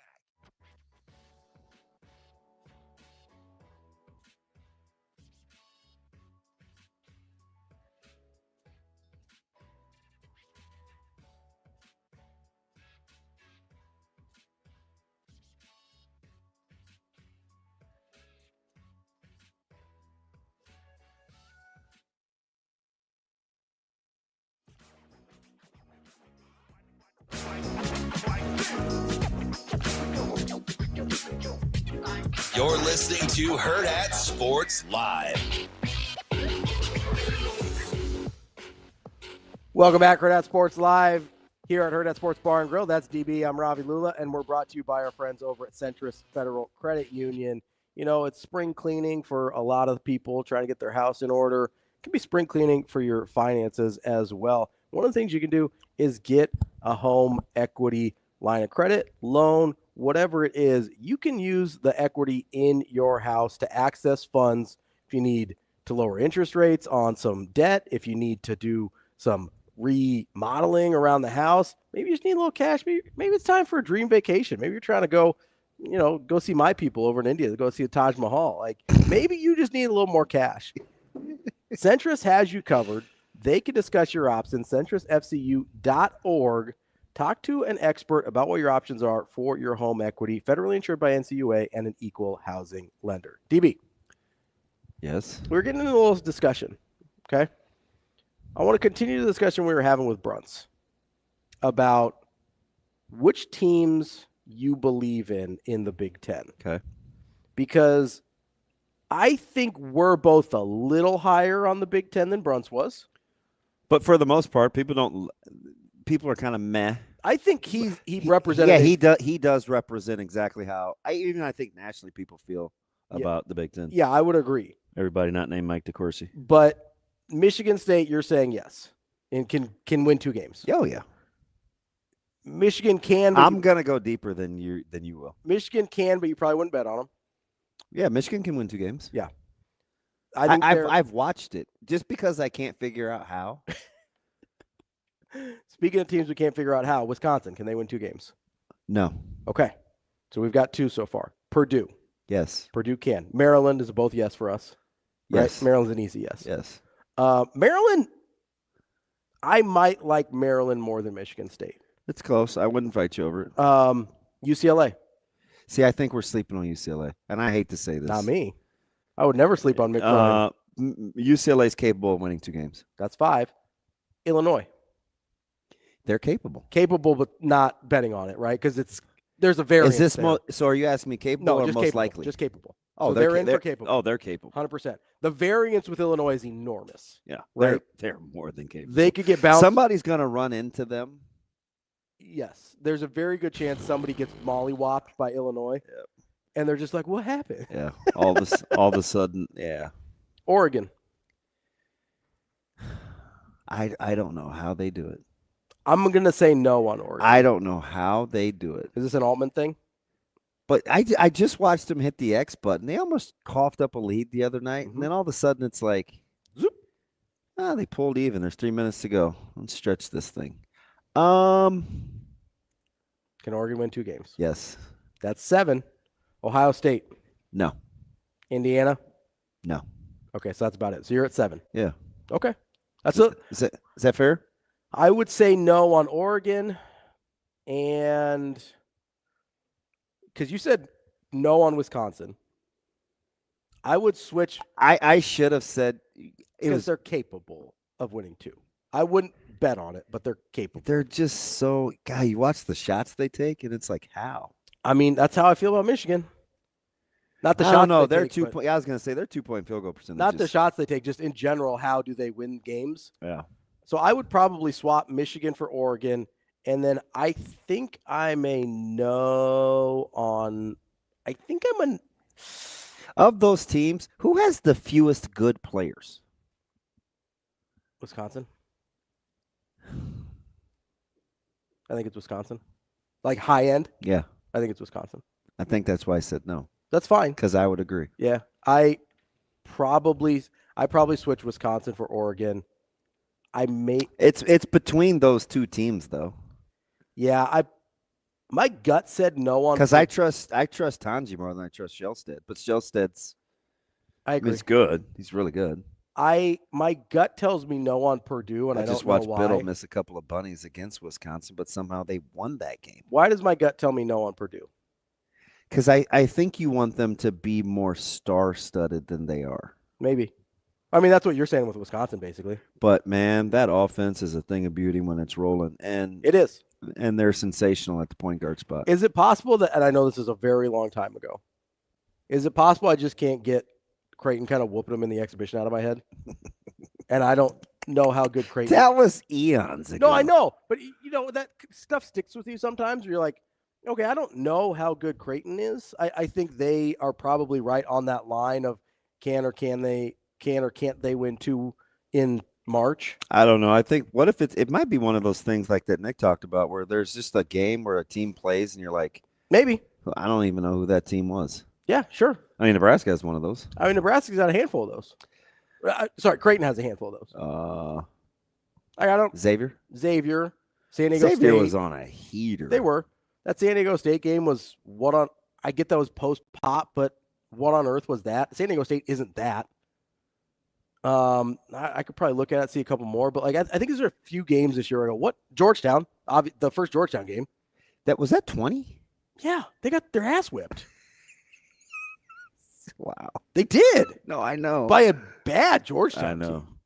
And every time I thought Creighton was going to make a run, Georgetown would make like some crazy 3. Yeah, I mean that's part of the reason you thought Georgetown had it figured out this year. Yeah. Was what they did to Creighton. That was right about when I said, okay, I think maybe they are good. Maybe they are good. Yeah. And then the rest of the season. And then resoundingly, they said, no, we are not. Worst job, Providence or Seton Hall? So our guy DeMarinis will go on and on about how bad of a job Seton Hall is. He will. Because he's just here. I'm glad that's your boy, man. Never passing up the opportunity to just lay out and buddy whack him. I love DeMarinis. I ride with that guy. He knows I do. But, and I don't know, like he probably has a better insight into their athletic department situation than I do because he's around these guys a lot. But he's always apologizing for Shaheen Holloway and how tough a job he has and whatever. I'm like, well, maybe he's just not that good of a coach. Winning 7 games isn't ideal. Kirch. But Kirch. He's got a good of a catch. I think Providence is a better job. Yeah, I wouldn't want either one of them. No, probably not. But I don't. They both seem kind of dismally. I understand why Cooley left. Do you want the Georgetown job? Well, we debated this ad nauseum when he took the job, and everybody told me the right guy at Georgetown, it's a top 5 job in the country. Oh, I don't think it's top 5 in the country. That's out of their mind. Top 5 in the country. They were is paying nuts. Thompson III like $4 million, like a decade ago. Yeah. They got paper, man. That's fine. That's fine. It's not a top 5 job in the country. Who was that I was arguing with? It was a couple years after Texas made the top 10 jobs in the country list for basketball. And I'm like, how? And they're like, money. But Georgetown's in that discussion. Maybe not top 5. I think, I don't know, for me, when I'm talking about that area plays outstanding basketball too. Yeah. That's kind of why it's so confusing. The DMV is unbelievable. Yeah. Like, they produce so many high-level basketball players. You could not leave like a 100-mile radius and be good to go. Like, good to go. There's not that many places in the country where that's true. And I get you're not locking down every kid that comes out of the DMV, but you understand my point here. I don't know how good of a job Georgetown is. It's certainly not top 5. I do also think, when you're talking about Texas or whatever as a top 10 basketball job, I think the amount that people care about basketball matters when you're talking about jobs. It's not just money, right? Because you could say, I remember, this was a while ago, somebody was arguing with me about how good of a job Ohio State was in basketball. And I was like, that's great. That's fine. They have money and they're supportive and whatever. They don't care what happens until January. Nobody cares what happens in Ohio State basketball until January. And if they do care before that, something went horribly wrong on the football team.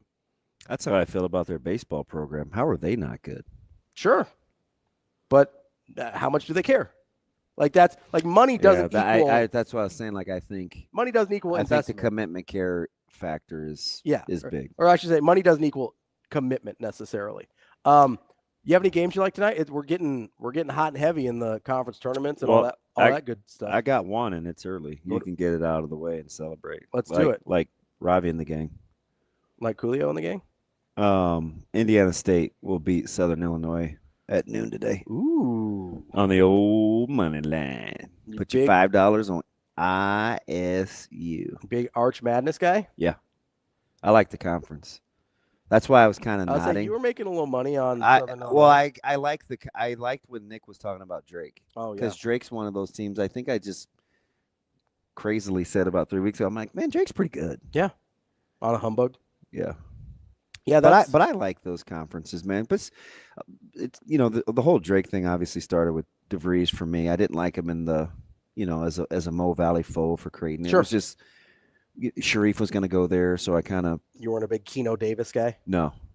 And whose bench did I see him sitting on? Nope, it was Whitney, and he is considerably heavier. Really? Who's my old Southern Illinois guy? It's Whitney, right?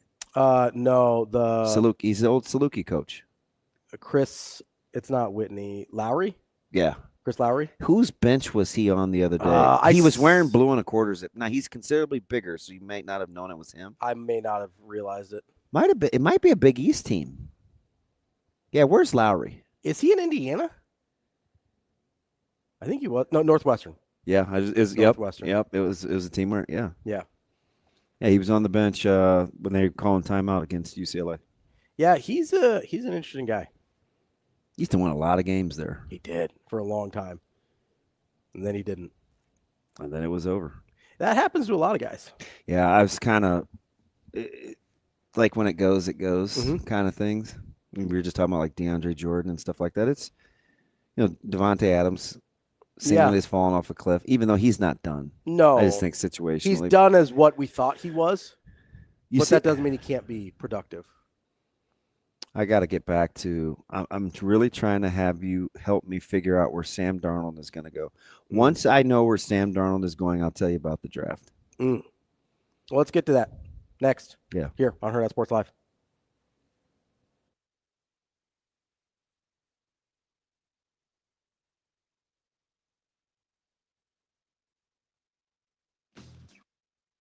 We will be back.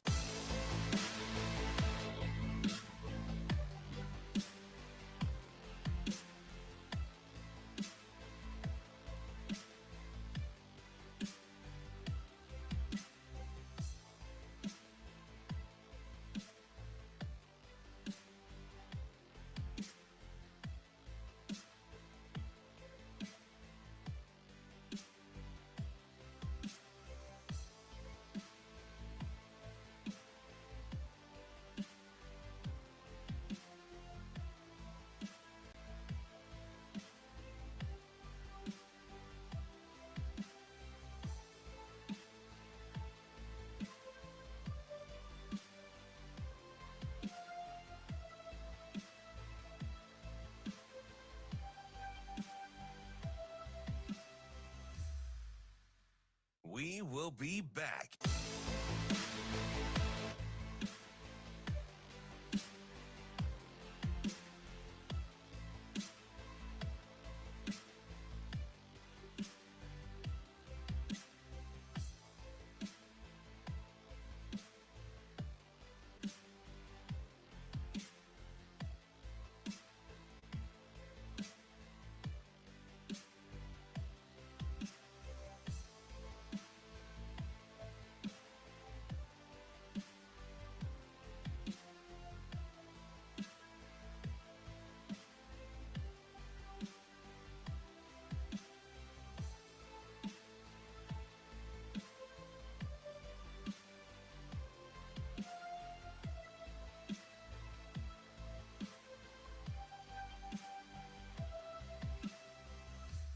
We will be back.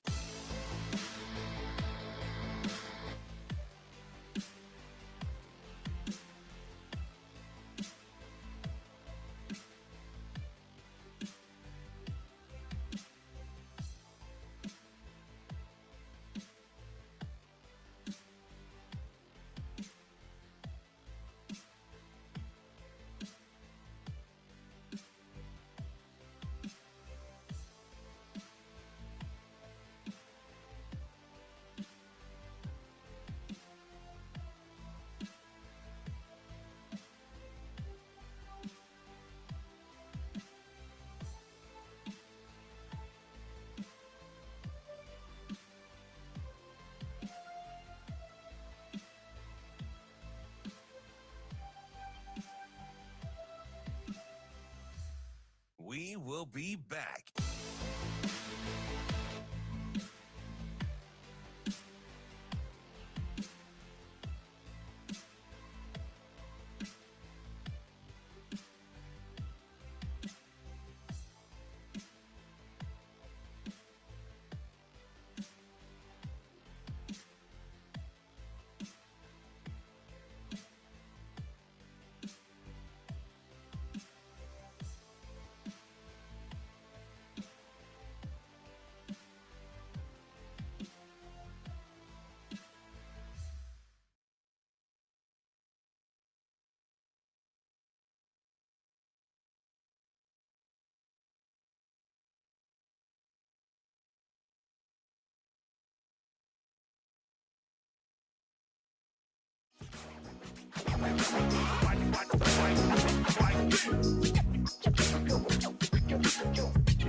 You're listening to Hurrdat Sports Live. We're back here on Hurrdat Sports Live. That's DB. I'm Ravi Lulla here at Hurrdat Sports Bar and Grill, where you can check out the March specials. You got the Reuben, you got the fish and chips. It's getting the. I got to see the fish and chips. I know.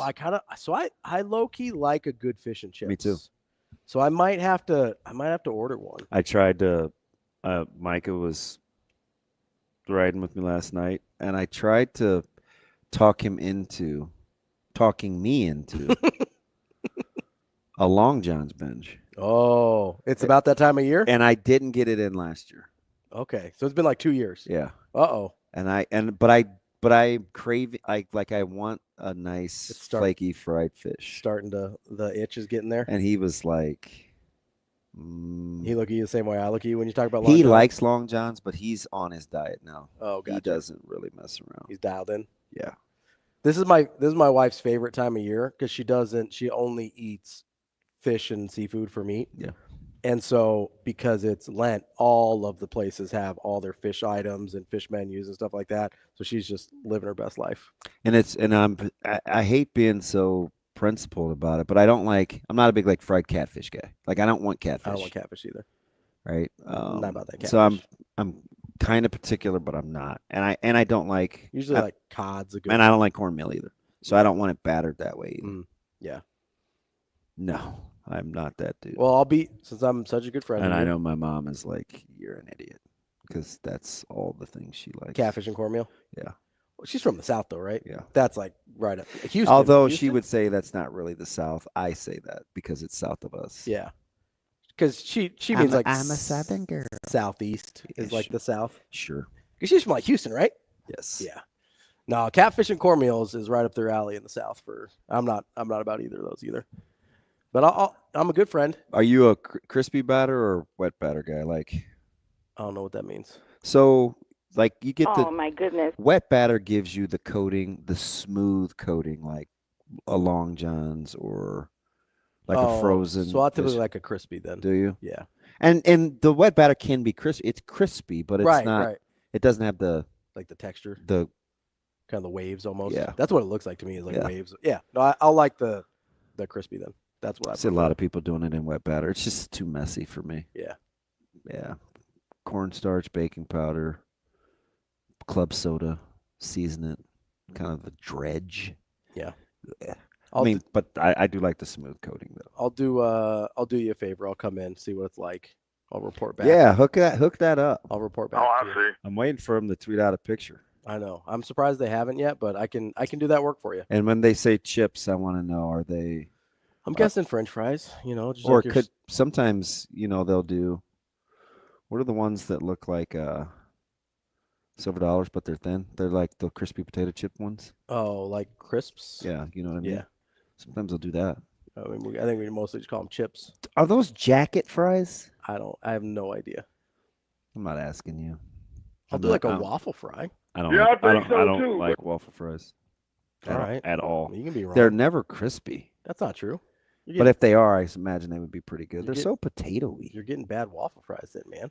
I'm not trying to eat soggy waffle fries. Not about that soggy waffle life, Man. No, I get it. Not about that soggy waffle life. So we were talking about Sam Darnold before the break. And you said, if you know what happens with Sam Darnold, then you'll tell me what happens with the rest of the draft, right?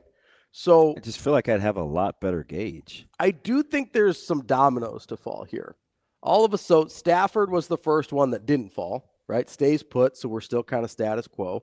No, but it still needed to fall. Sure. He was the first decision made, right? It seems like the Steelers are going to re-sign Justin Fields, but not Russell Wilson, but that doesn't necessarily mean they're done. Yeah. The Vikings did not franchise Darnold, but it seems like they would bring him back on a sweetheart deal, maybe. But they haven't even given him a lowball offer at this point, which seems weird to me. He could wind up in Vegas. He could go to Tennessee. He could go back to Minnesota. If you're Vegas, you'd take him, right? They have to want to pay him. Sure. Because I think he could get the best deal from Tennessee. You think so? Yeah. How good is that roster, though, outside of... It's not bad. Do you think they have better okay? skill than you think? Okay. It's not bad. Because if I'm Darnold, I would, again, really easy for me to say because it's not my money. I would probably sacrifice a little bit of money, not a ton, but a little bit of money to be in a better situation. How old did we say he was? 27? He's 27, I believe. I wonder if he's got a little bit of bad franchise PTSD from the Jets. Yeah. Like that would make me hesitant to go to a bad situation or what I perceive to be a bad situation. That's why I ask about the roster. I would certainly not go to I don't know. I was going to say I certainly wouldn't go to the Giants, but I don't know if that's a bad organization. I don't love the roster right now. It's okay. Better roster, Giants or Titans? I know it's hard off the top of your head. I don't know. Probably... I don't know. So basically it's Neighbors and Ridley. Mm-hmm. They've got Tyler Boyd. I like their offensive line better with J.C. Latham. You got Skoronski, Quisenberry. Mm-hmm. Like Tennessee's O-line isn't bad. Okay. But I may take the Giants' defensive personnel because Tennessee can't rush the passer. So I probably would take the Giants' defense, but Tennessee's O-line. But as a quarterback, you might gravitate towards the Tennessee O-line a little bit more. Not saying you don't care about the defense, but if you're talking about, I like Spears. Hey, if I'm going to stay upright. I don't love Pollard, but I like Spears, and I had to hand the ball off. I don't know. Tennessee doesn't bother me. Okay. Listen, I'm open to it. Winnable division too. That does help. So Tennessee. I mean, apparently since the quarterback job is open in Indianapolis. Always. You see, that's an open competition. Yeah. I mean, it almost has to be. Anthony Richardson's been bad. Like, what are you telling your team if you say it's not an open competition? You know what I mean? I'm sure that's exactly where they thought they'd be. When they drafted him? Yep. It's exactly where I thought they'd be when they drafted him. In 2 years, yeah. It's 100% where I thought they'd be when they drafted him. So I think depending on what Tennessee does. So you got Tennessee, you got the Raiders. Yep. The Jets. Are you doing teams that need quarterbacks? Yeah. Okay, yes. I don't. So the Browns need one, but they're not going to sign a free agent. I would like to see what that restructured deal for Watson looks like. So it's restructured of the restructured. That's like the second or third time. So this year it saved them about $36 million against the cap. They're still going to owe him $46 next year. So I don't know how that works if you're signing a free agent. My guess is they seem to be one of the only teams that likes both quarterbacks, according to some reports. So I don't know that they'll be in the market to actually sign one. I think they'll sit at 2 and be like, we'll take whoever falls to us. We're cool. That's the sense that I've gotten from NFL reports. So I am not putting them on this list. So I've got the Titans, I've got the Raiders, I've got the Jets, which there's no way he's going back to New York. You got to have the Giants. The Giants, you've got kind of running out of teams at that point. You've got the Colts at 14. I don't think they're going to sign somebody, though. They can't try to get a quarterback that's not a franchise guy. You're going to have to try to piecemeal that thing another year. Which is a disaster, but I think you're right. I think that's where they're at. Yeah. Falcons are a no. Cardinals are a no. Bengals are a no. What would you Seahawks pay? What would you Geno. pay Cousins on the open market? About 12, 13 mil? Yeah, like he's going to get backup money. 9, 10, somewhere like that. Because he's going to get cut. Yeah, 100%. I would say about 9 or 10. Like somewhere between 8 and 12 is sort of that range of backup who we may ask to start at some point. Shoot, take him in Cleveland. Honestly, wouldn't be bad. Like that's not a terrible idea. But you basically just have the 4 teams, because the Seahawks would have to trade someone, would have to trade Geno. I wish somebody would kind of let on to what they actually feel about Geno, because why does he kind of come up in these murmurs and we'll keep an eye on and stuff like that without it really being a thing? Why does Trevor Lawrence? Well, that's what I wish the Steelers would have done. I agree. Trevor Lawrence and the Steelers. That would have been the best deal for me because he's young. It's also the best deal for Trevor Lawrence. Like, it's the best deal for the Steelers, but it's also, hey, let's put Trevor Lawrence in like a real organization where he could maybe take advantage of all that talent. Yeah. Like that's what I was rooting for Trevor Lawrence, just for my personal investment. I mean, I don't want to cheer for him, but he's an upgrade, so I got to eat it. So if you include the Steelers, that's 5. But they're not going to – I won't say they're not going to draft one, because the better Jackson Dart looks, maybe they don't go get a guy like Njigba. Mm-hmm. Because I think they're going to – they could draft a wide receiver. They could take a DB. Mm-hmm. You know, maybe Will Johnson falls to them. Right now, I'm looking at CBS Sports. They've got Matthew Golden to the Steelers, which I could see. I'd love Golden. Yeah, you're. He ain't gonna get there though. You don't think so? That's about it for teams that need a quarterback. Like, that's the market. You're talking about 5 non-Cleveland teams. You throw Cleveland in there, it's 6. How many quarterbacks do you think go in the first round then? 2.5. I'm going to take the over. Somebody's going to talk themselves into Jackson Dart. I'm going to go over.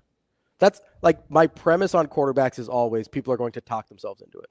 The only year that hasn't proven true is the Kenny Pickett year. And even then, they kind of talk themselves into Kenny Pickett. How many people you think would want to talk themselves into Dart over Shador? I think it seems like the combine did not go great for Shador. I listened to some of that stuff, and he didn't sound like... Well, we don't know what the rooms were, like what the private ones were like. It seems like it didn't go, like from all the reports, it seems like it didn't go great for him. I just wish I don't know why the teams can't say who didn't like him. I mean, leverage, try and move around. If you think you like somebody that somebody else wants, makes it easier to make a trade. But I think it's more likely that people talk themselves into Jackson Dart. I mean, Shador's not going to fall in the first round, but I think people are going to talk themselves into Jackson Dart. It wouldn't shock me if Jackson Dart went before him, but he's not. I mean, there's going to be 3 first round. One of these guys is going to have a Geno Smith kind of night. Yeah. I mean, you watch. It could be Shedeur and not fall out of the first round. Like if he falls to the late teens, that's a Geno Smith kind of night for him, or early 20s. Then you could draft him in Pittsburgh, 21 overall. That's your guy. And ended just like you started. I thought you were just about to hit me. That's DB. I'm Ravi Lulla. More Hurrdat Sports Live tomorrow. See you. Have a good day. Love you.